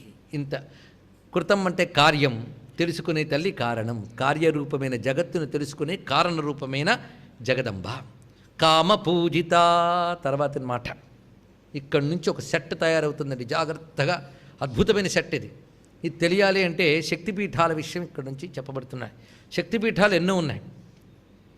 పురాణం చెప్తోంది 64 కోట్ల శక్తిపీఠాలు ఉన్నాయట. ఇంక ఓపిక చూడండి, 18 పద 64 శక్తి పీఠాల్లో 64 గొప్పవంది అంటే అప్పుడే మనకి ఎంత రిలీఫో చూడండి. 64 ఇంట్లో మళ్ళీ 50 గొప్పవంది, 50 ఇంట్లో 18 గొప్పవంది, 18 ఇంట్లో 3 గొప్పవని చెప్పిందండి. చాలా సింపుల్. ఆ 3 ఏమిటంటే కామగిరి పీఠం, జాలంధర పీఠం, ఓడ్యాన పీఠం. ఈ 3. ఇంకోటి కూడా ఉంది, 4వది ఉపాసకులకి తెలుస్తుంది. ఈ 4 పీఠాలు. పూర్ణగిరి పీఠం ఇది కామపూర్ణ జకారాక్ష శ్రీపీఠాంతర్ నివాసిని, కామపూర్ణ జకారాక్ష శ్రీపీఠాంతర్ నివాసిని అని ధ్యానం చేస్తాం మనం. కామగిరి పీఠం, జాలంధర పీఠం, ఓడ్యాన పీఠం, పూర్ణగిరి పీఠం. ఈ 4 పీఠాలు మనం బాగా గుర్తుపెట్టుకోవాలి. ఈ 4 పీఠాల్లో అమ్మవారిని సేవించాలట. అందు కామపూజిత అంటే కామగిరి పీఠంలో పూజింపబడే తల్లి. వరుసగా రండి, జాలంధర స్థిత ఓడ్యాన పీఠంలే తర్వాత ఉన్నాయి. అందుకే స్ట్రక్చర్ ఎలా చేస్తున్నాడో చూడండి. కామపూజిత శృంగార రస సంపూర్ణ జయా జాలంధర స్థిత ఓడ్యాన పీఠ నిలయ బిందు మండల వాసిని. ఈ స్ట్రక్చర్ అలా గుర్తుపెట్టుకోండి. బెసిగమ ప్రమాదం. కామపూజిత నుంచి బిందు మండల వాసన వరకు ఒక పరం, ఒక లైన్ అండి. ఇక్కడ పీఠాలు ఏమిటంటే కామపూజిత శృంగారసం పూర్ణ, అక్కడ పెట్టాడు పూర్ణగిరి పీఠం. ధ్వని అలా ఇస్తున్నాడు చూడండి. జాలంధర స్థిత ఓడ్యాన పీఠ నిలయ, 4 పీఠాలు అయిపోయాయి. బిందు మండల వాసిని గుర్తుపెట్టుకోండి. అయింది కదా. మధ్యలో ఒక నామం వచ్చింది, ఏంటది? ఇప్పుడు ఇది కానిది. కామపూజిత శృంగార రస సంపూర్ణ జాలంధర స్థిత ఓడ్యాన పీఠ నిలయ బిందు మండల వాసిని.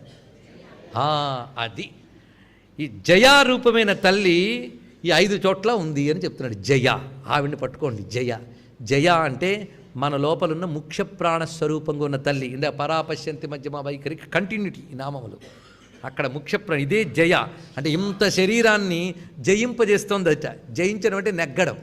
ఈ శరీరం నెట్టుకొస్తున్నామంటే, నెగ్గుతున్నామంటే, చలాయిస్తున్నామంటే దేనివల్ల? అది జయ అంటే మనలో ఉన్నటువంటి చితిరూపిణి.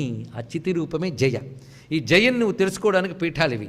మొట్టమొదటిది కామగిరి పీఠం. మామూలుగా ఈ పీఠాలు ఎక్కడున్నాయో మనకు చెప్తున్నది. ఎందుకంటే బయట ఎక్కడున్నాయంటే మనకి భలే సరదా. రేపు పొద్దున్న ఎవరైనా టూరిస్ట్ వాళ్ళు ఉన్నారేమో నెట్లో వెతుక్కుని బుక్ చేసుకుంటాం. అది సరదా. ఎంత అన్వేషిస్తామో నెట్కి. అక్కడికి వెళ్ళాక హోటల్స్ దగ్గర ఏమిటి ఇంత స్ట్రక్చరు, కానీ ఆ పీఠం ఎక్కడెక్కడుందో తెలుసుకోవడానికి చెప్తే మాత్రం అబ్బే బాధాకరం. సరే, కామగిరి పీఠం ఎక్కడున్నది అంటే కాంచీపురం. ఇది తెలుసుకోండి. ఇది కామగిరి పీఠం. అక్కడ పట్టుకోవాలి అమ్మవారిని. ఇది కామగిరి పీఠం అని చెప్పబడుతున్నది. ఇక జాలంధర పీఠం, ఇది జలంధర్ అని చెప్పబడుతూ పంజాబ్లో ఉన్నది మనకి. జలంధర్. కొందరు అంటారు కాదండి హిమాచల్ ప్రదేశ్లో ఉందని కొందరు, ఆంధ్రదేశంలోని ఇంకెక్కడ ఉందని కొందరు, ఇవన్నీ చెప్తున్నారు. పాపం దానికే ఉందిలేండి. ఉపపీఠాలు కూడా ఉంటాయి, ఏం కన్ఫ్యూజ్ అవ్వద్దు. మొన్న ఎవరో అన్నారు పరళి వైద్యనాథుడు బీహార్లోదా మహారాష్ట్రలోదా అని. రెండిటికి పరళి అనే పేరు. 2 అనుకోండి అన్న. ఇదేంటండి 2 ఉంటాయండి. 12 జ్యోతిర్లింగాలు, ఉపలింగాలు చాలా ఉన్నాయి. అది ఒకే నామంతో 2, 3 ఉన్నప్పుడు 2 తీసుకోవాల్సింది. ఇంత చరిత్రలో మనకు తెలియలేనప్పుడు 2లో ఏది చూసినా సంతోషిద్దాం, 2 చూసి సంతోషిద్దాం, తప్పేముంది? కానీ శక్తిపీఠాలు ఇన్ని అని లెక్క కట్టలేం. కనుక జలంధర్ అనే ఊరిని తెలుసు కదా. ఇక్కడ కొంచెం ఆలోచించండి. భారతదేశంలో ఓళ్ల పేర్లు త్రిపుర తెలుసా? ఇప్పుడు అంతా కూడా అన్యమతాక్రాంతమైపోయి తలకాయ నొప్పులు తయారైపోయి అస్సాం మణిపూర్ ఈ ప్రాంతములన్నీ. అసలు మనకు కూడా మన దేశం అని తెలియదు. ఇతర మతాలు వచ్చి మార్పులు చేయడం మొదలు పెడితే మన దేశ ప్రధాన స్రవంతి నుంచి ఎంత దెబ్బతిని దేశ భద్రతకి ప్రమాదం ఏర్పడుతుందో ఇక్కడ ఆలోచించండి. అక్కడ ఇప్పుడు మనం పరిశీలించితే ఏం మిగిలయ్యో తెలుసా? వాళ్ళు అసలు భారతదేశం అంతర్భాగం అనుకోరు. అక్కడ ఆ స్థితి ఎవరు తెచ్చారు అంటే మత మార్పిడి ఎప్పుడు జరుగుతుందో వెంటనే దేశంతో ఉన్న ఒక అనుబంధం దెబ్బతింటుంది. అది పైకి చెప్తే అర్థం కాదు. సెక్యులర్ గంతలు కట్టుకున్న వాళ్ళకి అసలు అర్థం కాదు. తెలుసుకోండి ఇక్కడంతా. అందుకు మత మార్పిడి ఎప్పటికైనా దేశానికి ప్రమాదం. ఇది ఎప్పుడు జరగకూడదు. ఇది ఆలోచించవలసిన అంశం. ఇప్పుడు అక్కడ జరుగుతుంది. అవి మనకు ఉన్నాయని కూడా తెలియదు. త్రిపుర అని ఒక స్టేట్ ఉంది తెలుసా? త్రిపురలో అమ్మవారి త్రిపుర పీఠం ఉందండి. త్రిపుర సుందరి పీఠం అక్కడుంది. లలితా మహాత్రిపుర సుందరిని ఆరాధించే వాళ్ళందరూ తెలుసుకోవాలి. ఇప్పటికీ ఆ పీఠం ఉన్నది అక్కడ త్రిపుర. అది ఆ పేరు. అలా కాశ్మీరం అని మనం అంటున్నామే, అది అమ్మవారి పేరు. ఇంకా మీరు ఆలోచించండి ఎన్నెన్ని పేర్లు ఉన్నాయో. చండీఘర్ ఎవరి పేరు? అది అరుణాచల్ ప్రదేశ్. ఇవన్నీ కూడాను మనకి. కాంచీపురం, కామరూప, ఇది అస్సాంలోది కదా. వెతుకుతూ ఉంటే భారతదేశం ఆసేతు సీతాచలం అమ్మమయం. అందుకే భారతీయుడు వందే మాతరం అని అమ్మవారిని నమస్కారం చేసుకుంటాడు. అవునా లేదా? లేకపోతే హిమాచల పర్వతాలు పైనున్నాయండి, సంతోషం. మా అమ్మ హిమాచల పర్వతరాజు పుత్రి, హిమాచల మహావంశ పావనాయి నమో నమః. ఆది మధ్యం అంతం కావాలా? మధ్యలోకి రండి. మధ్యలో మధ్యప్రదేశ్, అక్కడ వింధ్య పర్వతాలు. వింధ్య పర్వతంలో ఎవరున్నారు? వింధ్యవాసిని, వింధ్యాచల నివాసిని వింధ్య పర్వతం. క్రిందకు వచ్చేద్దాం. కేరళ. కేరళ అంటే మలయాళం, మలయ పర్వతాలు. మలయ పర్వతాల్లో అమ్మవారికి పేరు భగవతి. అందుకే మలయాచలవాసిని వస్తాయి కొన్ని పేరు. అక్కడేమో హిమాచలవాసిని, మధ్యలో వింధ్యాచల నివాసిని, చివరికి మలయాచలవాసిని. భారతదేశం ఆది మధ్యం అంతం కూడా అమ్మమయం. అందుకే వందే మాతరం, వందే శ్రీ మాతరం. ఈ దేశమే అమ్మమయం. ఇంకా అడుగడుగున శక్తిపీఠాలే. భారతదేశం శక్తిమయం, శివమయం, శివశక్తిమయం. ఇది నమస్కరించుకుందాం. ఇది ఈ దేశం యొక్క గొప్పతనం. కనుక పీఠాలు మనకి జాలంధర పీఠం, ఓడ్యాన పీఠం కూడా ఇక్కడ ఉన్నాయి. ఇప్పుడు మనం కామపీఠం, శృంగార సంపూర్ణ. ఈ పీఠం ఎక్కడుందంటే హిమవత్ పర్వత ప్రాంతంలో బదరీ కేదార్కి సమీపాల్లో మనకు లభిస్తుంది. ఇదంతా కూడా ఇప్పటికీ పూర్ణగిరి పీఠం దగ్గర అమ్మవారికి ఆరాధన చేస్తున్న ఒకానొక ఆదిశంకర సంప్రదాయానికి చెందిన పరంపర ఉన్నది. అదృష్టవశాత్తు తత్సంప్రదాయానికి చెందిన ఒకానొక యోగిని దర్శించినటువంటి భాగ్యము కలిగినది గనక ఇక్కడ స్మరించుకోగలుగుతున్నాం. పూర్ణగిరి పీఠంలో అక్కడ అమ్మవారు అన్నపూర్ణ రూపంతో ఉంటారండి.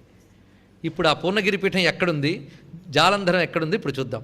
కామపూజిత అంటే కామగిరి పీఠమునందు పూజింపబడినది. ఇది ఒక అర్థం. కామపూజిత అంటే మన్మధుని చేత పూజింపబడింది. అంటే కామ విద్య, కాది విద్య. కాది విద్య, హాది విద్య అని శ్రీ విద్యలు రెండు భేదాలు కదా. ఈ కాది విద్య మన్మథుడు ఉపాసించిన విద్య. అదే కాదు, దీన్ని ఇచ్చినవాడు శివుడు. శివుడు అమ్మవారి ఉపాసకుడేట, సందేహం లేదేం తప్పలేదు. ఎప్పుడు ఆవిడ దగ్గర ఉంటాడు కదా. ఉపాసన, ఆసన సమీపే. అందుకు అప్పుడు శివుడి పేరు ఎవడు? కాముడు, కామేశ్వరుడు.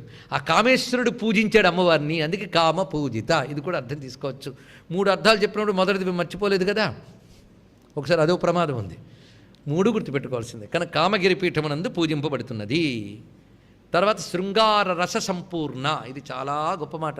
అమ్మవారికి శృంగార నాయిక అని ఒక పేరుందండి. శృంగార నాయిక ఏ నమః. ఇది ఒక నామం అమ్మవారిది, శృంగార నాయిక. అలాగే శృంగార రస సంపూర్ణ, శృంగార రసంతో నిండిపోయిందిట. ఆ శృంగారం అంటే ఏంటో ముందు తెలుసుకోవాలి. కొన్ని పదాలు నీచంగా ప్రయోగింపబడే వాటి వల్ల వాటి యొక్క అర్థాలు మారిపోయి మనకు అలవాటైపోయి అసర్థం తెలియని దశకెళ్ళం. అలా పాడైపోయిన పదాల్లో ప్రేమ, శృంగారం ఇలాంటివన్నీ కలుషితమైపోయింది కొన్ని దశాబ్దాల నుంచి మనకు. అవి శృంగారము అనేది నవరసాల్లో మొదటిది, అవునా లేదా? శృంగార రసం సామాన్యం కాదు ఇది.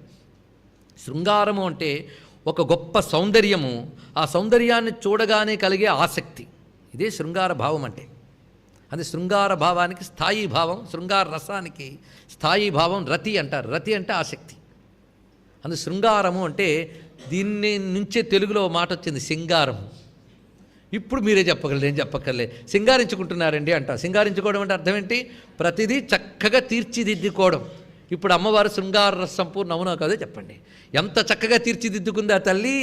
కాలి మట్టిల దగ్గర నుంచి ఆ శిరస్సునున్న చంపక సౌక పున్నాగ సౌగంధి కలసత్కచ వరకు ఆ తల్లి యొక్క ప్రతి అవయవము చక్కగా తీర్చిదిద్దారు కదా. అనంగ కుసుమాది దేవతలందరూ కూడా ఇలా చక్కగా అలంకరించుకుని, అలంకరణకు యోగ్యమైన దివ్య మంగళ విగ్రహం కూడా ఉన్నది. అందుకు అన్ని అలంకారములు అమ్మ దగ్గరే శోభిల్లుతున్నాయి. అందుకే విష్ణువుకి అలంకార ప్రియుడని పేరు. అలంకార ప్రియుడు కాదు, అలంకారానికి తగినవాడు మహానుభావుడు ఆయన. ఈ తల్లి అంతే, సర్వాలంకారములతో శోభిల్లుతోంది. ఈ సర్వాలంకారములే శృంగారము. ఆ వాటి వల్ల కలిగే ఆనందానుభూతి రసము. అందుకు ఆ శృంగారములతో శోభిల్లుతున్న ఆనంద రసస్వరూపిణి. ఈ ఆనందము శృంగారం అమ్మ దగ్గర ఎలా ఉన్నాయి? ఏదో కొద్ది ఉన్నాయిలేండి, కొద్ది కాదు, సంపూర్ణంగా ఉన్నాయి. శృంగార రస సంపూర్ణ. ఇది తెలిసింది కదా. ఇప్పుడు అసలు దానికి వెళ్దాం. శృంగములు అంటే కొమ్ములు, కొమ్ములు అంటే త్రికోణాలు. జాగ్రత్తగా చూడండి. శృంగ. దాని తర్వాత అరలు. అరలు అంటే దళాలు, వృత్తాలు.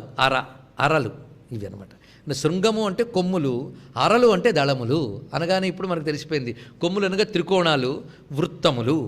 ఈ శృంగ, అర. రస అని చెప్పడంలో అమ్మవారికి మొత్తం శ్రీచక్రంలో 9 ఆవరణలతో కూడుకున్న శ్రీచక్రాన్ని ఇందులో ఆవిష్కరిస్తున్నారు. శృంగము అనగా త్రికోణ చక్రములు, అరలు అనగా వృత్త చక్రములు. తెలిసిపోయింది కదా, ఇంతే కదా శ్రీచక్రం అంటే. అమ్మవారి యొక్క త్రికోణ చక్రాలు 5, వృత్త చక్రాలు 4, కలిపితే 9. ఈ 9 ఒక్కొక్క ఆవరణలో ఒక్కొక్క రసం ఉంది. పరిశీలిద్దాం. త్రైలోక్యమోహన చక్రంలో శృంగార రసం చెప్పబడుతూ ఉంటుంది. మొట్టమొదటి చతురస్రంలో ఉన్నది శృంగార రసం. దాని తర్వాత 16 దళాల చక్రం సర్వాశా పరిపూరక చక్రం, దీనిలో వీరరసం ఉందిట. దాని తర్వాత అష్టదళ చక్రం సర్వ సంక్షోభణ చక్రం అంటారు కదా, అక్కడ కరుణ రసం ఉంటుంది. సర్వ సౌభాగ్య చక్రంలో భయానక రసం ఉంటుంది. సర్వ సౌభాగ్య చక్రం అంటే చతుర్దశ త్రికోణం. సర్వార్థ సాధక చక్రం అంటే బహిర్దశార చక్రం, అక్కడ బీభత్స రసం ఉంటుందట. దాని తర్వాత సర్వరక్షాకర చక్రం, అక్కడ రౌద్ర రసం ఉంటుంది. తర్వాత సర్వరోగహర చక్రం, అక్కడ హాస్యరసం ఉంటుంది. తర్వాత సర్వసిద్ధి ప్రచక్రం త్రికోణ చక్రం, అక్కడ అద్భుత రసం ఉంటుంది. 8 రసాలు అయ్యాయి. 8 రసాలు ఎక్కడున్నాయి? శ్రీచక్రంలో కాదు, మన బతుకులో ఉన్నాయి 8 కూడా. వెంటనే చెప్తుంటే ఈ రసాలు ఎక్కడున్నా నోట్ చేసుకోకర్లు, ఎప్పుడు ఇక్కడ నోట్ అవుతూనే ఉన్నాయి. మనం పొందే అనుభూతులమ్మా, మనకి భయం ఉంది, ఆశ్చర్యం ఉంది, క్రోధం ఉంది, వీరం ఉంది, దానితో ఒకానొక అనుభూతి తాదాత్మ్యం ఉంది. కనుక నవరసాలు అంటే 8 రసాలు లోకంలో ఉంటాయి, అందరికీ ఉంటాయి. లోకం అంటే కనబడేదే కాదు, మన బతుకంతా లోకం. ఇందులో 8 రసాలు ఉన్నాయి లేవా? 8 రసాలకి మూలమైన చైతన్యం లోపల ఉందా లేదా? ఆ చైతన్యం అసలు స్వరూపం శాంతం, అది 9వ రసం. తెలిసింది కదా. అదే ఇక్కడ సరిగ్గా మనకి త్రైలోక్యమోహన చక్రం నుంచి సర్వసిద్ధి ప్రచక్రం వరకు, శృంగార రసం నుంచి అద్భుత రసం వరకు 8 రసాలు చెప్పారు. 9వది బిందువు శాంతరసం. కనుక 9 రసాలు దేంట్లో ఉన్నాయి? శ్రీచక్రాలు ఉన్నాయి. కనుక శ్రీచక్రంలో ఇప్పుడు ఎన్నో ఏంటి? శృంగములు ఉన్నాయి, అరలు ఉన్నాయి, రసములు ఉన్నాయి. శృంగార రసంతో కూడిన శ్రీచక్రం అమ్మ రూపం గనక శృంగార రస సంపూర్ణ. ఇది దీని యొక్క విశేషం. ఎలా పట్టుకున్నాం? ఇది విషయం. ఇక్కడ శృంగార రస సంపూర్ణ అని చెప్పడంలో త్రైలోక్యమోహన చక్రంలో శృంగారం, అక్కడి నుంచి మొదలుకున్న అన్ని రసములు ఉన్నాయని చెప్పడం శృంగార రస సంపూర్ణ మాటలో ఉన్నటువంటి ఔచిత్యం. ఇది పూర్ణగిరి పీఠానికి ఎలా చెప్తారు? ఇది పూర్ణగిరి పీఠాన్ని చెప్తున్నట్ట. అంటే హృదయంలో శ్రీచక్ర భావాన్ని ఆరాధన చేయడం చాలా విశేషం. ఇదే భావనోపనిషత్తు మనకు చెప్తుంది. హృదయంలో శ్రీచక్రాన్ని భావించడం చాలా ముఖ్యమైన అంశంగా చెప్తారట. హృదయం అన్నప్పుడు హృదయంలో దళాలు ఎన్నుంటాయి? 12 అనాహత పద్మ దళాలు. శృంగ అనేది సంఖ్యాశాస్త్ర ప్రకారంగా 2ని తెలియజేస్తుందిట. అదేవిధంగా రసములు రుచులు అంటే షడ్రసములు 6 కదా. రస సంఖ్య ఇక్కడ 6ని తెలియజేస్తుంది. కనుక 6, 2 అర అంటే 2 యొక్క యోజనం. కనుక శృంగ అంటే 2, రస అంటే 6, 2 యొక్క యోజనం అంటే 6 × 2 ఎన్ని? 12. 12 దళాల చక్రం ఏదుందో అది పూర్ణగిరి పీఠం. అక్కడ అమ్మవారిని ఆరాధిస్తాం. ఇది పూర్ణగిరి చెప్పబడుతుంది కదా. కానీ శృంగార సంపూర్ణ అనేదని పూర్ణగిరి పీఠం. వీటన్నిటికీ ప్రమాణాలు ఉన్నాయండి. యోగశాస్త్ర ప్రమాణాలతో ఇవి చెప్పుకుంటున్నాం. జాలంధర స్థిత, జాలంధర అంటే జలమును ధరించేటువంటి స్వరూపం. ఇది చాలా విశేషమైన, అంటే మనకు ప్రధానంగా ప్రాణనాళుడు సంచరించేటువంటి చోటు కంఠం. ఇది జాలంధర స్థిత. జాలంధర పీఠంలో ఉన్నది అనేది బయట చెప్పుకుంటున్నాం. ఇప్పుడు ఓఢ్యానపీఠం. ఓఢ్యానపీఠం ఎక్కడున్నది? ఇందాక అది చెప్పలేదు కదా. ఓఢ్యానపీఠం అంటే అస్సాంలో ఉన్నటువంటి కామాఖ్యాని ఓఢ్యానపీఠం అంటారు. ఇది వివరంగా మనకి శాస్త్రం చెప్తున్నమాట. అది అత్యంత ఉత్కృష్టమైన పీఠం అంట ఓఢ్యానపీఠం. ఇది బయటది. ఇప్పుడు మనకి జాలంధర పీఠం ఎక్కడుంది? కంఠం దగ్గర. పూర్ణగిరి పీఠం ఎక్కడుంది? హృదయం దగ్గర. కామగిరి పీఠం ఎక్కడుంది? మూలాధారం. అది తెలుసుకోవాలి. కానీ మూలాధారం కామగిరి పీఠం, అనాహతం పూర్ణగిరి పీఠం, జాలంధరం విశుద్ధ చక్రస్థానం, ఓఢ్యానపీఠం ఆజ్ఞాచక్రస్థానం, దానికి పైన సహస్రారం బిందు మండల వాసిని తర్వాత నామం. ఇప్పుడు చూడండి ఎంత చక్కగా పెట్టాడు మొత్తం లెక్కంతా. ఇందులో తిరుగుతున్న తల్లి జయా. జయ అంటే ఒకదాని నుంచి ఒకటి దాటుకుంటూ వెళుతోంది కదా, అది జయం. అందుకే జయా అనే మాట అంత చక్కగా ఇక్కడ మనకు చూపిస్తున్నాడు. అందుకే కామ పూజిత నుంచి బిందు పీఠవాసిని వరకు వెళ్తున్నాం. ఇప్పుడు మనకి ప్రమాణాలు చూపిస్తున్నాడు చూడండి. కామగిరి పీఠం గురించి చెప్తూ మూలాధారం త్రికోణకం యదేతత్ కామరూపాక్షం పీఠం కామఫలప్రదం. యోగశాస్త్రంలో శ్లోకములు ఇవన్నీ కూడా ఇందులో ఉన్న విషయం. అంటే గుదమేఢ్రాంతరాళస్థం మూలాధారం త్రికోణకం యదేతత్ కామరూపాక్షం పీఠం కామఫలప్రదం. అంటే కామగిరి పీఠం ఎక్కడో చెప్పారు. ఇక పూర్ణగిరి పీఠం ద్వాదశారం మహాచక్రం హృదయే అనాహతం అనాహతాహ్వయం తదేతత్ పూర్ణగిర్యాక్షం పీఠం తవ వరాననే. అమ్మా నీ పీఠం అది. ఇది యోగశాస్త్రపు శ్లోకాలు. అలాగే కంఠకూపే విశుద్ధాక్షం యచ్చక్రం షోడశాస్త్రకం. 16 దళాల చక్రం ఉంటుంది అక్కడ. అది పీఠం జాలంధరన్నామా తిష్టత్యత్ర మహేశ్వరి, అది జాలంధర పీఠం. అందుకే జాలంధర బంధం అని యోగశాస్త్రంలో ఉంది. ఈ మధ్య కొంచెం యోగా కొంచెం పాపులర్ అయింది కదా, జాలంధర బంధం, ఓడ్యాన బంధం అని ప్రాణాయామాల్లో చెప్తున్నారు. ఇది జాలంధరం. ఇక ఓడ్యానం, ఆజ్ఞా భ్రువోర్మధ్యే ద్విదళం చక్రముత్తమం, 2 దళాల చక్రం ఆజ్ఞాచక్రం ఉంటుంది. అది ఓడ్యానాక్షం మహాపీఠం ఉపరిష్టాత్ ప్రతిష్ఠితం అని వివరించారు. ఈ విధంగా అమ్మవారి యొక్క స్థానములు చెప్పబడుతున్నాయి. ఇవి శ్రీచక్రంలో ఎక్కడుంటాయో చూడండి.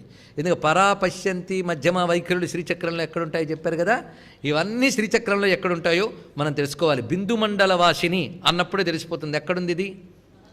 శ్రీచక్రంలో ఎక్కడుంది? Be attentive. ప్రశ్న ఏమిటి? శ్రీచక్రంలో బిందువులో ఉందిట. ఓడ్యాన పీఠము అంటే త్రికోణం, బిందువు వెంటనే వచ్చేటువంటి త్రికోణము ఓడ్యాన పీఠమని చెప్పబడుతున్నది. ఇది వివరిస్తున్నాడు. ఆ తర్వాత వివరిస్తున్నది వసుకోణ దశారయుగ్మ మన్వస్త్రములు కలుపుకుని. వసుకోణము అంటే అష్టత్రికోణము, దాని తర్వాత బహిర్దశార అంతర్దశార, తర్వాత 14 త్రికోణాలు, ఇది కలిపితే జాలంధర పీఠం. దాని తర్వాత వచ్చేటువంటి షోడశదళ, అష్టదళ, చతురస్రములు 3 కలుపుకుంటే కామగిరి పీఠం. ఇప్పుడు చూడండి, ఇప్పుడు శ్రీచక్రంలో కూడా 3 పీఠాలు ఉన్నాయి. ఇప్పుడు శ్రీచక్రం ఎంత సంపూర్ణమైపోయింది. ఇందాక చెప్పిన పరావైఖరి దాంట్లోనే కనబడుతున్నాయి. బిందు మండలవాసి నుంచి పూర్ణగిరి పీఠము, ఓడ్యాన పీఠము, జాలంధర పీఠము అందులోనే కనబడుతున్నాయి. అందుకే మనకి శరీర చక్ర, శ్రీచక్ర, విశ్వచక్ర సమన్వయం ఎలా జరుగుతుందో చూడండి. ఇదే తెలుసుకోవలసినవి. ఇంత రహస్యాలు చెప్తున్నారు కనుకనే ఈ నామములు రహస్యనామములు అని మనం నమస్కారం చేసుకుని బిందు మండలవాసిని. ఇప్పుడు ఈ లోపలున్నమని పూజించే పద్ధతి ఏమిటండి? రహోయాగక్రమారాధ్య రహస్తర్పణ తర్పిత. అది మహాయాగం అంటే ఆయన చెప్పాడు మహాశంభువు, అది మహాయాగం, దానికో నమస్కారం. ఇప్పుడు రహోయాగం ఏంటి? మహాయాగానికి విరుద్ధమా? కాదు. బహిర్యాగం అంతర్యాగం అని 2 ఉన్నాయి. ఇది సాధారణ శ్రీ విద్యోపాసనలో కూడా ఉంటాయి, కానీ యాంత్రికంగా చేస్తే ఇది తెలియదు. ఇది బహిర్యాగం అంతర్యాగం అంటే బయట శ్రీచక్రమందు ఆరాధన చేస్తే బహిర్యాగం, నీ లోపలే చక్రభావన చేస్తూ ఉంటే అంతర్యాగం. ఇది చేయగలగాలి. అలా చేస్తూ ఒక్కొక్క దళంలో ఏ ఏ దేవతలను ఆరాధించాలి, అమ్మవారి యొక్క ఏ నవావరణ చక్రంలోని భాగము శరీరంలో ఏ చక్రంలో అన్వయించాలి, ఏ దేవత అక్కడ భావించాలి అని ఒక్కొక్కటి భావించుకుంటూ వెళుతూ ఉంటే అప్పుడు ఆరాధన. అక్కడ తర్పణ చేయాలట ఒక్కొక్కటి. తర్పణ అంటే నీలో ప్రాణశక్తిని అక్కడ సమర్పణం చేయడమే. అందు రహో యాగక్రమారాధ్య రహస్తర్పణ తర్పిత. రహ అంటే రహస్యము, రహస్యముగా చేసిన యాగము యొక్క క్రమం అంటే పద్ధతి ఎప్పుడుందో గురువు శిష్యుడు సంప్రదాయం ఉంది, తెలుసుకోవాలి. ఇవి తెలియకుండా చేస్తే లాభం లేదు. అది ఉత్తమమైన గురువుని ఆశ్రయించి తద్వారా ఈ పద్ధతిని తెలుసుకుని ఆరాధన చేస్తే అప్పుడు నీకు పూర్ణగిరి, కామగిరి, ఓడ్యాన, జాలంధర బిందు మండలములందున్న అమ్మవారు నువ్వు ఆరాధించగలవు. ఆ పద్ధతిలో ఆరాధించు. ఆరాధించినప్పుడు నీ యొక్క జీవభావాన్ని అంటే నేను అనే అహాన్ని అమ్మకు ఆయా పీఠముల యందు అర్పించే. అది తర్పణం, రహస్తర్పణం. ఇక్కడ చేసే బిందు తర్పణం బాహ్యం, ఇది ఆంతర్యం. ఈ 2 చేసినప్పుడు గొప్పది. దీనికంటే అది గొప్పది అంతర్యాగం. ఈ అంతర్యాగం చేసే మహానుభావులు ఉంటారు. మళ్ళీ ఇలాంటి శ్రీ విద్యలో మహానిష్ఠులైన వాళ్ళు ఇప్పటికీ ఈ దేశంలో ఉన్నారు. కొదవేమీ లేదు, సందేహం లేదు. ఇప్పటికీ ఉన్నారు, నిన్న మొన్నటి దాకా కాదు, ఇప్పటికీ ఉన్నారు. అయితే అందరూ తెలియబడరు. నిజానికి గొప్ప యోగులు తెలియబడకుండానే ఉంటారండి. వాళ్ళు అసలు తెలుసుకోవాలని అనుకోరు వాళ్ళు. అందరూ రహోయాగం ఎవరికి తెలుస్తుంది? అందుకే రామకృష్ణ పరమహంస చెప్తాడు, సాత్వికుడైన వాడి యొక్క అసలు సాధన దోమతెర మాటనే జరుగుతుందన్నాడండి. పెద్ద గొప్ప మాట, చిన్న విషయం కాదు. దోమతెర మాటన అంటే రాత్రి పడుకున్నాక తెల్లవారుజామున లేస్తూనే ఆ ఆసనం మీద కూర్చొని ఇంకా వాడు మొహం కడిగామా, ఇది కడిగామా, ఇవి ఉండకూడదు అక్కడ భావంలో. ఆ స్థితిలో కూర్చొని ఒక్కసారి తనలో సంచరిస్తున్నటువంటి ఆ పరచైతన్యాన్ని భావన చేస్తూ ఒక్కొక్కటి ఆ శ్వాసరూపంగా సాధన చేసుకుని ఒక్కొక్క చక్రం అమ్మవారిని చూసుకుంటూ వెళతారట. ఇలా చేసిన వాళ్ళు ఎవరైనా ఉన్నారంటే నిన్న గురువుగారిని చెప్పుకున్నాం మనం, ఆయన్నే స్మరిద్దాం. ఇటీవల వారు మనుమడు తెలియజేసిన విషయం మీద ఆశ్చర్యం వేసింది. ఆయన ఇలా సాధన చేసేవారు. ఆయన అంతే వారి నాన్నగారు వెంకటప్పయ్య గారు, తాడేపల్లి రాఘవనారాయణ శాస్త్రి గారు వాళ్ళ నాన్నగారు. వాళ్ళ పేర్లు తలుచుకుంటే ప్రాతస్మరణీయులండి. తెల్లవారుజామున 2:30కి లేచి ఆ ప్రక్కన కూర్చునేవారట ఆయనంతే. శ్రీచక్రం లేదు, ఏమీ లేదు, ఆరాధన లేదు. ఆ ఊళ్ళో ఉన్నటువంటి ఒకానొక గ్రామదేవత ఆరాధింపబడుతున్న లక్ష్మీదేవి అనే ఆవిడ వాళ్ళ కొడుకు మామూలుగా దేవతార్థం చేసుకుంటుంటే నన్ను తీసుకొచ్చి నీ దేవతార్థంలో పెట్టు అని చెప్పేదిట. నాన్నతో చెప్పేట, నాతోనే చెప్తుంది కానీ నాకు ఆ గొడవలన్నీ పడవు, నేనేం రమ్మనలే అని చెప్పేట. అంటే దేవత బతిమలాడింది ఆయన చేత పూజ చేయించుకోవాలంటే. ఆయన స్థితి ఎక్కడో చూడండి. ఇక్కడ బాహ్యారాధనలు లేవు వాళ్ళకి. వాళ్ళ నాన్నగారైతే అక్కడ ఆ నూతి దగ్గర పార్థివలింగాన్ని అరచేతులు పెట్టుకుని పూజ చేసి, ఆ తల్లి సోమిదేవమ్మ అక్కడ నైవేద్యం పెడితే పూజ చేసి ఆ బిల్వదళాలు వేసి సమాధి స్థితిలోకి వెళ్ళిపోయేవారట. ఎప్పుడు ఆయన బయటకు వచ్చి నైవేద్యం పెడతాడు అప్పుడే పెడతారు. అంతవరకు వాళ్ళు కూర్చోవడమే. ఆయన ఏ స్థితికి వెళ్ళాడంటే చెప్తున్నారు, ఇక్కడ తాను వేసిన బిల్వదళాలు, తాను వేసిన తుమ్మి పువ్వులు కైలాసంలో శివుడి కుండగా దర్శనం చేసి మళ్ళీ బాహ్యానికి వచ్చేవాట ఆయన. ఇక్కడ చూడండి, మనం ఇక్కడ వేసేది అక్కడ అమ్మ దగ్గర ఉంటుంది అని శాస్త్రం చెప్తున్నాయి. అది స్థితి. ఈ మహానుభావుడు ప్రాతకాలంలో లేచి ఒక దగ్గర కూర్చుని మూలాధార స్థానంలో ధ్యానం చేస్తూ ఉంటే ఆ మూలాధారంగా గణపతి స్వరూపము, ఇంకా 4 చక్రాల్లో ఉండే దేవతలు వీళ్ళు కనబడుతుంటే తర్పయామి అంటే ఎదురుగా వచ్చి చేయి చాచేవారటండి ఇలా ఒక్కొక్కరు. ఇలా మొత్తంగా నవారణార్చన అయిపోయేది. వారికి బయటకు వచ్చారు. వాళ్ళకి ఏం కావాలి చెప్పండి? వాళ్ళు ఉపాసకులను కూడా ఎవరికి తెలియదు. అసలైన ఉపాసన ఇది. రహోయాగ క్రమారాధ్య రహస్తర్పణ తర్పిత. ఆ రహస్తర్పణానికి సంతోషించే అమ్మ రహోయాగంతో ఆరాధన పొందే తల్లి. ఇది తెలుసుకోవాల్సింది. అందుకు ఎప్పుడైనా సరే మన లోపల ఉన్నటువంటి కుండలిని రూపము చైతన్య రూపముగా అమ్మవారే ఉన్నారు అని ఎంత వేగం అంతర్ముఖ సాధన చేయగలిగితే అంత ధన్యులమవుతాం. అందుకు బాహ్యం అంతర్యాగంగా వెళ్ళాలి. ఇది తెలుసుకోవాల్సింది. అలా సాధన చేస్తే అనుగ్రహం ఎలా ఉంటుంది? సద్యప్రసాదిని. అది తర్వాత ఆ సాధనకి ఫలితం ఏమిటంటే సద్య ప్రసాదిని. సద్య అంటే వెంటనే అని అర్థం. వెంటనే ప్రసాదిస్తుందిట, అంటే అనుగ్రహం చూపిస్తుంది. ఎవడైతే అమ్మవారిని అంతరంగంగా ఆరాధన చేస్తారో వారికి ఎక్కువగా ఫలితం ఉంటుంది. అందుకని బాహ్య పూజలు మానేశానండి అన్నాడు ఒక ఆయన. అక్కడ మళ్ళీ మానేశానన్న భావం కూడా ఉండదండి వాడికి. అది ఉన్నదా మళ్ళీ పోయింది. ఆ స్థితికి వెళ్ళిపోయిన వాడు బాహ్యం మానడు అని కాదు, వాడికి అవసరం లేదు. లోక సంగ్రహార్థం చేసినా తప్పేమీ లేదు. అందుకే తాను ఉన్నత స్థితిలో ఉన్నప్పటికీ కూడా నిత్యము కూర్చుని ఆ నరసింహ తపోవనంలో ఆ భవ్యమైనటువంటి చంద్రమౌళీశ్వర స్వామికి భారతీయ స్వామి వారు అభిషేకం చేస్తున్నారంటే ఎవరి కోసం? లోకరక్షణ కోసం. వారికి అంతర్యాగం తెలియదా? అన్నీ తెలుసు. మనల్ని అనుగ్రహించడం కోసం చేస్తూ ఉంటారు. అందుకు బాహ్యస్పృహ ఉన్నంతకాలం చేయొచ్చు, కానీ అక్కడ తాగిపోకూడదు. సాధనకుడు పెద్ద కొలబద్ద ఏమిటంటే ఎంత వేగం మనం అంతర్ముఖులమయ్యామా అనేది. అది చాలా చాలా ముఖ్యం. ఇంకెంతకాలం బాహ్యం. ఏ భక్తిలోనే ఇంతేనండి, ఒక శ్రీ విద్యలోనే కాదు, ఏ భక్తిలోనైనా ఇంతే. అన్నమయ్య కీర్తన వెతకండి, అన్నివే చెప్తాడు ఆయన. ఎంతకాలం వెలి లో. అందుకే లో నమ్మిన వెల్పుటమ్మల మనమ్ముల నుండెడి అమ్మ. ఆ లో నమ్మిన కావాలి, ఆ లోపల. అది రహస్తర్పణ తర్పిత. ఆ ఆరాధనకు అమ్మవారు తొందరగా అనుగ్రహిస్తారట. ఎందుకంటే సత్యప్రసాదిని. లోపల ఉందని పట్టేసావు కదా, లోపల ఉండి దగ్గర ఉంది. దూరం ఉందనుకుంటే ఎప్పుడైనా వస్తుందని నీకే అనిపిస్తుంది. లోపల ఉందంటే వెంటనే రావాలి, ఆవిడికి అవసరం.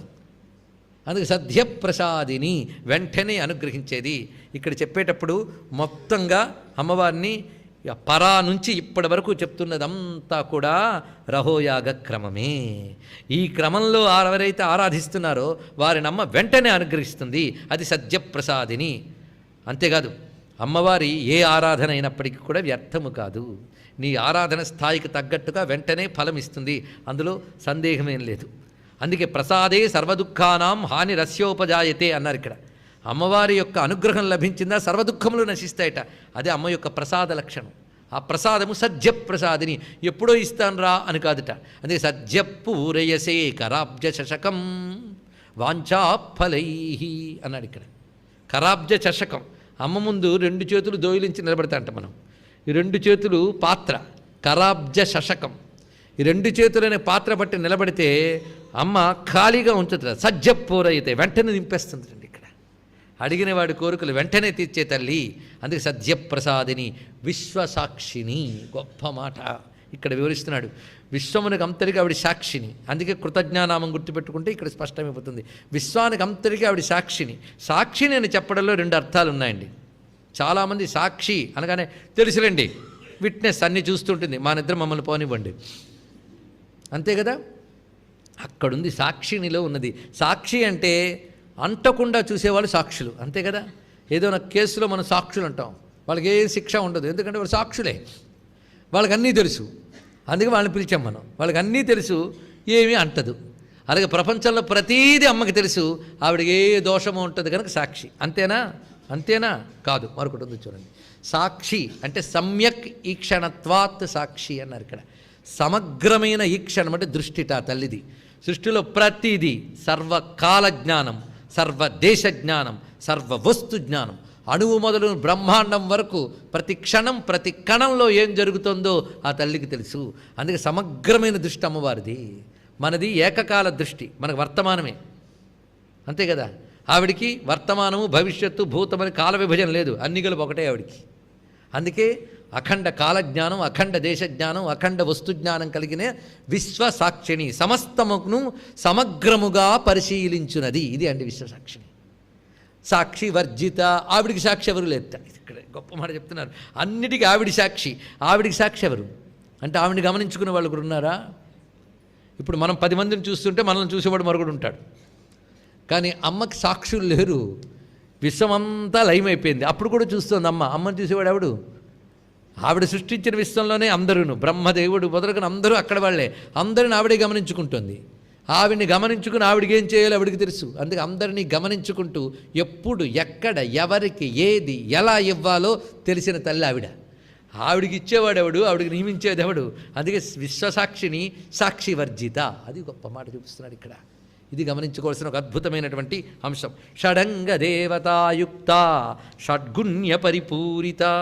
అందుకే సహస్రనామాలకి రహస్యనామాలనంలో పూజా సంకేత, మంత్ర సంకేత, యోగ సంకేత, షట్చక్ర సంకేత అన్నీ ఉంటాయి కదా. ఇప్పుడు పూజా సంకేతాలు. నిజానికి ఇలాంటి నామాలు మీకు ఏ సహస్రనామాల్లో కనబడవండి. షడంగ దేవతాయుక్త, షడంగ దేవతలతో కూడినది. షడంగ దేవతలు అంటే అమ్మ మంత్రరూపిణి కదా. మంత్రానికి 6 అంగములు ఉంటాయి. ఈ 6 అంగములతో మంత్రానికి శక్తి వస్తుంది. ఎలాగైతే అవయవాలతో మనకి శక్తి ఉన్నదో మంత్రానికి కూడా అవయవాలు ఉంటాయి. అందుకే అంగముతో విద్య నేర్చుకోవాలట. ఈ షడంగములు అంటే హృదయము, శిరస్సు, శిఖ, కవచము, నేత్రము, అస్త్రము, వీటిని షడంగములు అంటారు. ఇప్పుడు ఏ మంత్రానికైనా హృదయాయ నమః, శిరసే స్వాహ, శిఖాయ వషట్, కవచాయ హుం, నేత్రత్రయాయ వౌషట్, అస్త్రాయ ఫట్ చెప్తారా లేదా? ఏ మంత్రానికైనా న్యాసంలో ఇది వస్తుంది. ఇవే షడంగ దేవతలు. ఇవి ఎక్కడుంటారంటే అమ్మవారికి సరిగ్గా బిందువు స్థానంలో అమ్మవారు ఉంటే ఆవిడ చుట్టూ ఉంటారండి. వీరు వాళ్ళని ఆరాధన చేయాలి మనం. షడంగల్ని వారి చుట్టూ కూడా అమ్మవారిని పరివేష్టించి ఆరాధన చేస్తుంటారు వాళ్ళు. అందుకే ఖడ్గమాలలో మొట్టమొదటిగా మనం ఆరాధించేది వీళ్ళనే. ఆ తర్వాతే మిగిలిన నామాలన్నీ ఎందుకు చేస్తున్నాం? ముందు షడంగాలు ఉంటేనే కదా మిగిలిన అంగములన్నీ కూడా. కానీ శ్రీచక్రమే కదా ఖడ్గమాల. ఇప్పుడు ఖడ్గమాల అని అంటున్నాం, కానీ అసలు పేరు ఖడ్గమాల కాదండి, తెలుసుకోండి. దాని అసలు పేరు శుద్ధశక్తి మాల. దాని పేరు మాల అంటే వరుస. ఏమిటా వరుస? శ్రీచక్రంలో చెప్పబడ్డ 9 ఆవరణల్లో ఉన్న సమస్త దేవతల పేర్ల వరస. ఇప్పుడు తెలిసిందా? అక్కడ చెప్పబడుతున్న సబ్జెక్టు శ్రీచక్రంలో ఉన్నటువంటి 9 ఆవరణల్లో ఉన్నటువంటి సమస్త దేవతల యొక్క పేర్ల వరుస. ఇది మాల. అది శుద్ధమైన అమ్మ యొక్క శక్తులు కనుక శుద్ధశక్తి మాల. అది ఉపాసనకి రకరకాల శక్తులు వస్తాయట. అందులో ఒక సిద్ధి ఖడ్గసిద్ధి, ఇంకా రకరకాల సిద్ధులు. ఖడ్గసిద్ధి మొదలుగా అనేక సిద్ధులు ఉన్నాయి కనుక దాని ఖడ్గమాల అని వ్యవహారం, కానీ అసలు పేరు మాత్రం శుద్ధశక్తిమాల. ఇది చేసేటప్పుడు మొట్టమొదటిగా భావన చేసేది మనం అమ్మవారిని త్రిపుర సుందరిని భావించుతాం, మూలశక్తి ప్రధాన శక్తి. ఆ తర్వాత చేసేది హృదయదేవి, శిరోదేవి, శిఖాదేవి, కవచదేవి, నేత్రదేవి, అస్త్రదేవి. ఆ దేవులే షడంగ దేవతలు. ఈ షడంగ దేవతలతో కూర్చుని బిందు మండలంలో పూజింపబడుతుంది కనుక షడంగ దేవతాయుక్త. చూసారా? లలితా సహస్రనామం చదివితే ఖడ్గమాలు చదివినట్టే. ఆ కొత్త అక్కడ వచ్చేసారు మొత్తం. గమనించండి, ఇక్కడ ప్రధాన శక్తులన్నీ ఉన్నాయి. అందుకే షడంగ దేవతాయుక్త షాడ్గుణ్య పరిపూరిత. అమ్మవారి దగ్గర 6 గుణములు పరిపూర్ణముగా ఉన్నాయన్నాడు.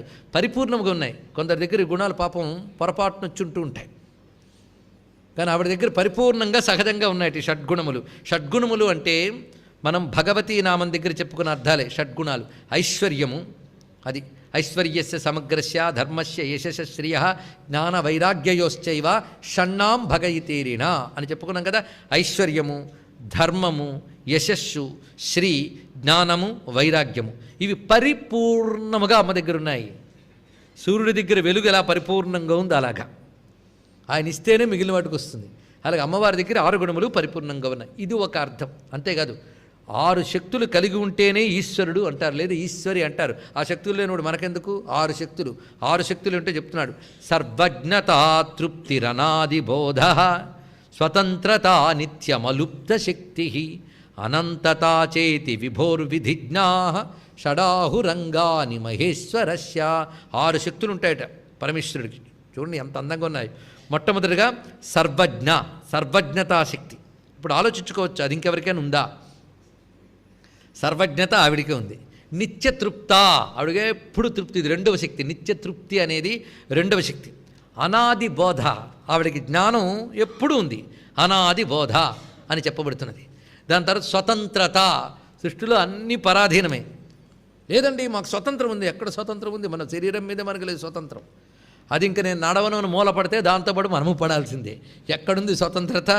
కనుక స్వతంత్రత ఆవిడ దగ్గర ఉంది, సృష్టి ఇంకెక్కడ లేదు. ఈ గుణాలు అమ్మ దగ్గర తప్ప ఇంకెక్కడ లేవు. అందుకే ఈ 6 ఆవిడికి మాత్రమే స్పెషల్. గుర్తునే సర్వజ్ఞత, నిత్యతృప్తి, అనాదిబోధ, స్వతంత్రత, అలుప్తత. లుప్తం అంటే లోటు, అలుప్తత అంటే లోటు అనేది లేదు ఆవిడికి, ఏ దానికి లోటు లేదు. అది లోటు లేకపోవడం అనేది ఆవిడ దగ్గర పూర్ణంగా ఉన్నది. తర్వాత అనంతత, 6వది ఏంటి? అనంత శక్తి. ఇది తెలుసుకోవాల్సింది. ఇప్పుడు షాడ్గుణ్య పరిపూరిత. 2 పక్కపక్కన ఎందుకు పెట్టారు? ఇది కూడా ఆలోచించాలండి. ఎందుకే భావన భావన భావన భావన. లలితాశాస్త్రం భావించితే పెద్ద ఉపాసన, ఇంకేమీ లేదు, ఇందులోనే అన్నీ ఉన్నాయి. షడంగ దేవతాయుక్త షడ్గుణ్య పరిపూరిత అని పెట్టడంలో ఆంతర్యం ఏమిటి? మంత్రంలో షడంగ దేవతలు, ఆమె స్వరూపంలో 6 శక్తులు, రెండిటికి సమన్వయం ఉన్నది. అది ఎలాగో చూద్దాం. సర్వజ్ఞ శక్తికి హృదయదేవికి సమన్వయం. చూడండి, సర్వజ్ఞతా శక్తి హృదయదేవిలో కనబడుతుంది. నిత్యతృప్తా శక్తికి శిరోదేవికి సమన్వయం. అలాగే శిఖాదేవికి అనాదిబోధ శక్తికి సమన్వయం. స్వతంత్ర శక్తికి కవచదేవికి సమన్వయం. అలుప్తతా శక్తికి నేత్రదేవికి సమన్వయం. అనంతతా శక్తికి అస్త్రదేవికి సమన్వయం. అంటే షాడ్గుణ్యములకి షడంగ దేవతలకి సమన్వయం. అందుకే షడంగ దేవతలను ఆరాధించామంటే షాడ్గుణ్యముల్ని ఆరాధించాం. మనకంత పరిపూర్ణంగా లేకపోయినా అమ్మవారిని ఆరాధిస్తే కొంచెం కొంచెమైనా ఇస్తుంది ఆవిడ. అందుకే ఆవిడ దగ్గర షాడ్గుణ్య పురుపూరిత, నిత్యక్లిన్న, నిరుపమ, నిర్వాణ సుఖదాయిని. నిత్యక్లిన్న తర్వాత మాట. నిత్యక్లిన్న అంటే అమ్మవారి యొక్క తిథినిత్యాదేవతల్లో శుక్లపక్ష తృతీయ నాటి దేవత పేరు నిత్యక్లిన్న. ఈవిడ ఎక్కడున్నది? ఖడ్గమాలలో వస్తుంది. పేరు ఖడ్గమాల, వ్యవహారంలో ఉందని వాడుతున్నాం కానీ అసలు పేరు అది కాదు, ఇది తెలుసుకోండి. సరిగ్గా కామేశ్వరి భగమాల్ని నిత్యక్లిన్న అని అంటాం కదా. కామేశ్వరి పాడ్యమి నాటి దేవత, భగమాల్ని విధియ నాటి దేవత, నిత్యక్లిన్న తృతీయ నాటి దేవత. అలాగే మనం ఇటు నుంచి వెళితే ఆవిడ కృష్ణపక్షంలో మరొక తిథి దేవత అవుతున్నది మనకి. అందుకు షోడశ తిథినిత్యల్లో శుక్లపక్ష తృతీయ నాటి దేవత అని ప్రస్తావన చేశారు. అయితే నిత్యక్లిన్న అని ఒక్క ఆవిడిని చెప్పడంలో ఇక్కడ ఉద్దేశం ఏంటి? ఇది కూడా మనం తెలుసుకోవాలి.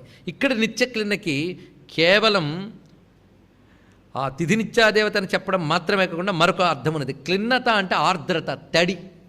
నిత్యక్లిన్న అంటే ఎప్పుడూ ఆర్ద్రముగా ఉండే తల్లిట ఆవిడ. ఆర్ద్రత అంటే డ్రైనెస్ ఉందే, డ్రై హార్ట్స్ అంటాం మనం లోకల్లో. ఎండిపోయిన గుండెలు, ఆ ఎండు గుండెలకి ఏమీ అక్కదు, ఆర్ద్రత, రసం. అది అమ్మవారు ఎప్పుడూ తడిగా ఉంటారట. తడిగా ఉంటారంటే ఏమిటయ్యా తడి అంటే? కరుణారసార్ద్ర, కరుణ అనే రసంతో తడిసి ఉంటారట ఎప్పుడూ కూడా. అది ఇక్కడ అందుకే కరుణ చేత ఆర్ద్రముగా నిత్యము ఉంటుంది కనుక నిత్యక్లిన్న. అందుకే ఆర్ద్రాం పుష్కరిణీం పుష్టిం. అక్కడ ఆర్ద్ర అనే శక్తి ఏదో, ఇక్కడ ఆ శక్తి. అయితే నిత్యక్లిన్న ఇక్కడ చెప్పడంలో మరొక విశేషం ఏంటంటే, ఎప్పుడు తడిగా ఉండడం అనేది తాజాదనం, ఎండిపోవడం అనేది వాడిపోవడం, అంతే కదా. ఆ నిత్యక్లిన్న అనేది అని తాజాదనానికి సంకేతంగా చెప్తారు. అమ్మవారు ఈ 6 గుణములతో ఎప్పుడు తాజాగా ఉంటారు, ఎప్పుడు ఆవిడ దగ్గర వాడవు అని చెప్పడం కోసం, ఆ సంపూర్ణత అనేదాన్ని నిలబెట్టడం కోసం నిత్యక్లిన్న అనే మాటని ఇక్కడ పేర్కొన్నాడు. నిత్యక్లిన్న మొత్తానికి ఒక్కటి తెలిసింది. అంత నిత్యక్లిన్న ఆయన శక్తి లాంటిది మరొకటి ఏదైనా ఉందా అండి? లేదు. పోనీ ఎలా ఉంటుందో కాస్త చెప్తారా అని. ఎలా ఉంటుందంటే నీకు పోల్చితే కానీ అర్థం కాదు కదా. పోలిక చెప్పడానికి ఆవిడలాంటి వస్తువు మరొకటి లేదయ్యా. నిరుపమా తర్వాత మాట. నిరుపమా, ఉపమా అంటే పోలిక, పోలిక లేదు. పరబ్రహ్మం లాంటి వస్తువు మరొకటి లేదుట. అందుకే ఏకమేవ అద్వితీయం, రెండవది లేదు. అందుకే నతస్య ప్రతిమా అస్తి, ఇదొక ఉపనిషద్వాక్యం. నతస్య ప్రతిమా అస్తి అంటే ప్రతిమ లేదు అమ్మకి అని. ఇది పట్టుకుని కొందరు మధ్య బయలుదేరారండి మూర్ఖులు. భగవంతుడి విగ్రహం లేదని మీ వేదంలోనే చెప్తున్నారు కదా, మరి విగ్రహారాధనని వాడికి ఏం తెలియదు పాపం. ప్రతిమ అంటే ప్రతి అంటే సాటి అని అర్థం. ఇక్కడ అదే అర్థం. నతస్య ప్రతిమ అస్తి అంటే అమ్మవారికి సాటి లేదు కనుక ఆవిడెవరు? నిరుపమ. అలాంటి తల్లిని ఆరాధిస్తే నీకేం లభిస్తున్నది? నిర్వాణ సుఖదాయిని. ఆవిడ నిర్వాణ సుఖమునిస్తున్నది అన్నారు ఇక్కడ. నిర్వాణము అంటే మోక్షము, ఇది అర్థం. నిర్వాణము అంటే సర్వక్రియా నివృత్తి నిర్వాణం. నివృత్తియే నిర్వాణం. నివృత్తి అంటే ఇంక అన్న ఆపేయడం. ఏం ఆపేయడం? ఈ లోక వ్యవహారాలు సుఖదుఖాలు ఇంక లేవు, అవి లేని స్థితి నిర్వాణం. ఆ నిర్వాణమనబడే మోక్ష సుఖము ఇచ్చే తల్లి. ఇది ఉపాసనా ఫలం. అందుకే అమ్మ మోక్షమునిస్తున్నది. నిర్వాణ సుఖదాయిని నిత్యా షోడశికారూప. ఇదంతా కలిపి ఒకే నామం. నిత్యా షోడశికారూప అనక్కర్లే. నిత్యా షోడశికారూప అంటే నిత్యాది 16 రూపములతో ఉన్నది అన్నారు ఇక్కడ. నిత్య అంటే మొత్తం తిథి నిత్యా దేవతలండి నిత్యలంటే. దానికి వెళుతూ ఉపోద్ఘాతాలకు ఒక్కరిని గుర్తు చేశాడు నిత్యక్లిన్నా అని, అంతే.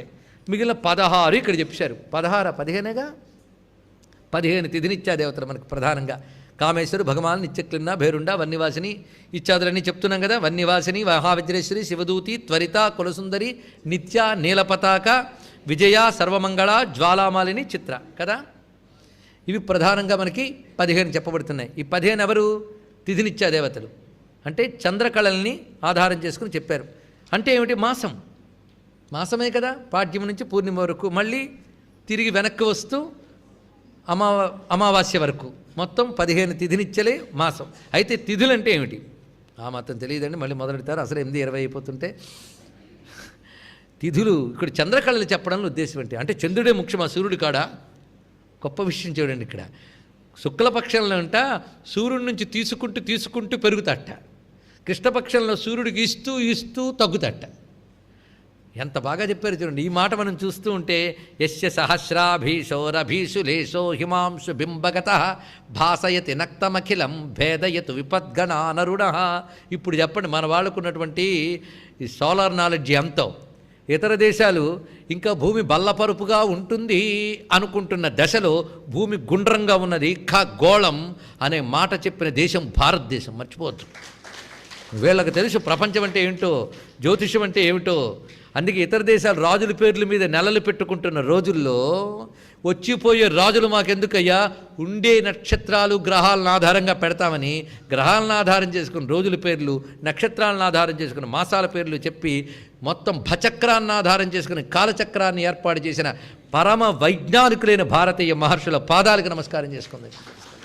ఎన్ని విషయాలు చెప్తున్నారు ఇక్కడ. అందుకే తిథినిత్యాలు ప్రధానంగా చెప్పడం ఏంటంటే అవి క్రమంగా చంద్రకళల ఆధారంగా తిథులు చెప్తున్నామంటే చంద్రకళలు అంటే సూర్యుని నుంచి వచ్చినవే, అది ఇక్కడ ప్రధానంగా చెప్తున్నాడు. అది చంద్రుడికి స్వయం ప్రకాశం లేదు, సూర్యుడి వల్ల వెలుగుతున్నాడు అని మంత్రార్థం ఇందాక చదివిన దానికి. ఎంత సైంటిఫిక్గా చెప్పారో చూడండి ఇక్కడ. మొత్తానికి ఆ చంద్రకళలను ఆధారం చేసుకుని మనం చేస్తున్నాం కనుక నిత్యాషోడశికారూప అనే దానికి అర్థం ఏంటంటే కాలస్వరూపిణి. ఇది అసలైన అర్థం. ఎందుకంటే సృష్టిలో కాలం అనుకూలించాలని ప్రతివాడు అనుకుంటాడు, అవునా లేదా? అది లేకపోతే అసలు ఏదీ లేదు. టైం బాగోలేదండి అనే మాట ఎన్ని మార్లు వింటుంటామో మనం. కాలం అంటే ఇంతేగా, ఈ 15 రూపాయలతోనే ఉంది కనుక నిత్యాషోడశిక ఉపాసన కాళీ ఉపాసనే తెలుసుకోండి. ఇక్కడ శ్రీ విద్యలో మిగిలిన 9 విద్యలు సమన్వయం ఉందిట. బగళాముఖి వారాహి తత్వంలో చెప్పబడుతుంది, మాతంగి శ్యామలగా ఆరాధింపబడుతుంది, అలాగే కాళీ షోడశికా రూపంలో ఆరాధింపబడుతుంది. ఇలా అన్ని విద్యలకి సమన్వయం శ్రీ విద్యలో ఉంది కనుకనే శ్రీ విద్యను ఒక్కడ పట్టుకొచ్చారు శంకర భగవత్పాలు వారు. ఇది గమనించుకోవాల్సిన అంశం. అదే కాలస్వరూప ఉపాసనే నిత్యా షోడశికా రూప, అహోరాత్ర రూపములతో ఉండేటటువంటి తల్లి. పగలు రాత్రి ఆవిడే. అయితే షోడశిక ఎందుకన్నారండి 15 అని చెప్పి? అంటే ఈ 15 మారుతున్న కళలు. మారని కళ 16వది, ఇది అమ్మవారు. లలితాదేవి 16వది. ఆవిడ చుట్టూ బిందువులు ఆవిడ కూర్చుంటుందట. ఆవిడ చుట్టూ 15 మంది కూర్చుంటారండి త్రికోణం లోపల. ఈ 15 మందిలో అమ్మవారు ఉంటారు. 15 మంది అమ్మలాగే ఉంటారట, ఆవిడతో సమానమే. ఇది తెలుసుకోవాలి. అందుకే వీళ్ళ శక్తులు ఏం తక్కువ కాదు. ఆజ్యాయాః లలితాయాస్యు అన్యా పంచదశాంగనాః లలితాంగిత్వ రూపేణ సర్వాసాం ఆత్మవిగ్రహాః. ఇది చెప్తాడు ఇక్కడ. మొత్తం ఈ 15 అమ్మవారి అంగములే, అమ్మవారి యొక్క స్వరూపములే కనుక వారికి ఏమీ భేదము లేదు. ఈ 15 అమ్మవారిని ఆరాధించడం విశేషం. మారని కళ షోడశి, మారే కళలు 15. ఇది ఉంటేనే అది ఉంటాయట. అది మనం చంద్రుడు మన మనస్సుకి అధిదేవత అని చెప్పుకున్నాం కదా. మన మనస్సు చూడండి శుక్లపక్ష కృష్ణపక్షాలు తినుకుంటూ ఉంటాయి. ఇప్పుడు మనకు అమావాస్య పూర్ణిమ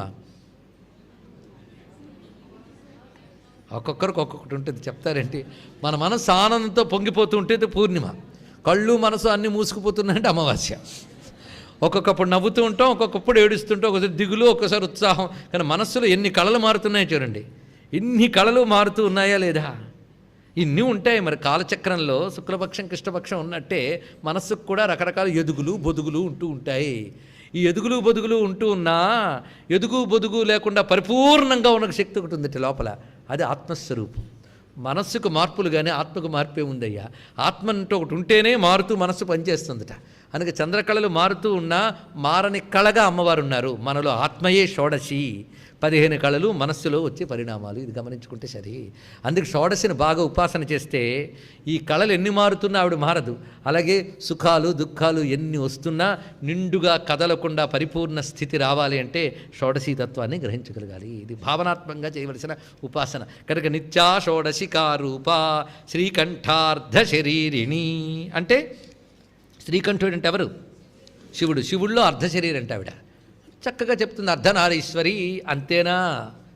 అంతేనా? ఈ వాక్యం ఎక్కడ పెట్టాడు? దీన్ని తీసుకొచ్చి ఇంతవరకు పెట్టిన దానికి ఒక చక్కటి కొనసాగింపు వాక్యంలా పెట్టాడు ఇక్కడ. శ్రీకంఠార్ధ శరీరిణి. ఇది గొప్ప కన్క్లూజన్ ఇప్పటి వరకు చెప్పిన సబ్జెక్టు. ఇవాళ మొత్తం ఒకటే సబ్జెక్టు మనకు వెళ్ళింది. అదేమిటంటే మనలో సంచరించేటువంటి మహాచైతన్య స్వరూపం. ఈ మహాచైతన్యానికి మనలోనూ శ్రీచక్రంలోనూ సమన్వయం అలా చేసుకుంటాం. ఒకటి పరా మొదలైన రూపములుగా, రెండవది పూర్ణగిరి జాలంధర కామగిరి పీఠముల రూపముగా రెండు జరిగాయి. ఈ రెండు ఎక్కడ భావన చేసాం? శ్రీచక్రంలో. ఇక్కడ భావన చేసాం. ఈ శ్రీకంఠ అనే శబ్దం చాలా గొప్ప శబ్దం. శివుడికి ఎన్ని పేర్లు ఉంటే శ్రీకంఠుడు ఎందుకు చెప్పారు? శ్రీకంఠుడు అంటే విషమును కంఠమునందు ఉంచుకున్నవాడు అని పేరు.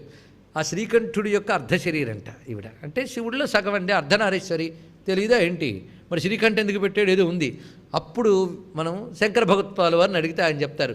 చతుర్భి శ్రీకంఠై శివయువతిభి పంచభిరపి ఎందుకన్నాడో తెలియాలి. అక్కడ ఆయన ఎందుకు శ్రీకంఠై అన్నాడు, ఇక్కడ వీళ్ళెందుకు శ్రీకంఠ అన్నారు, యోగశాస్త్రంలో శ్రీకంఠం ఎలా వాడతారు, ఇప్పుడు ఈ నామంలో ఏమున్నాయో రేపటి రోజున తిరిగి సమావేశమై తెలుసుకుందాం. సర్వం శ్రీ లలితా చరణారవిందార్పణమస్తు.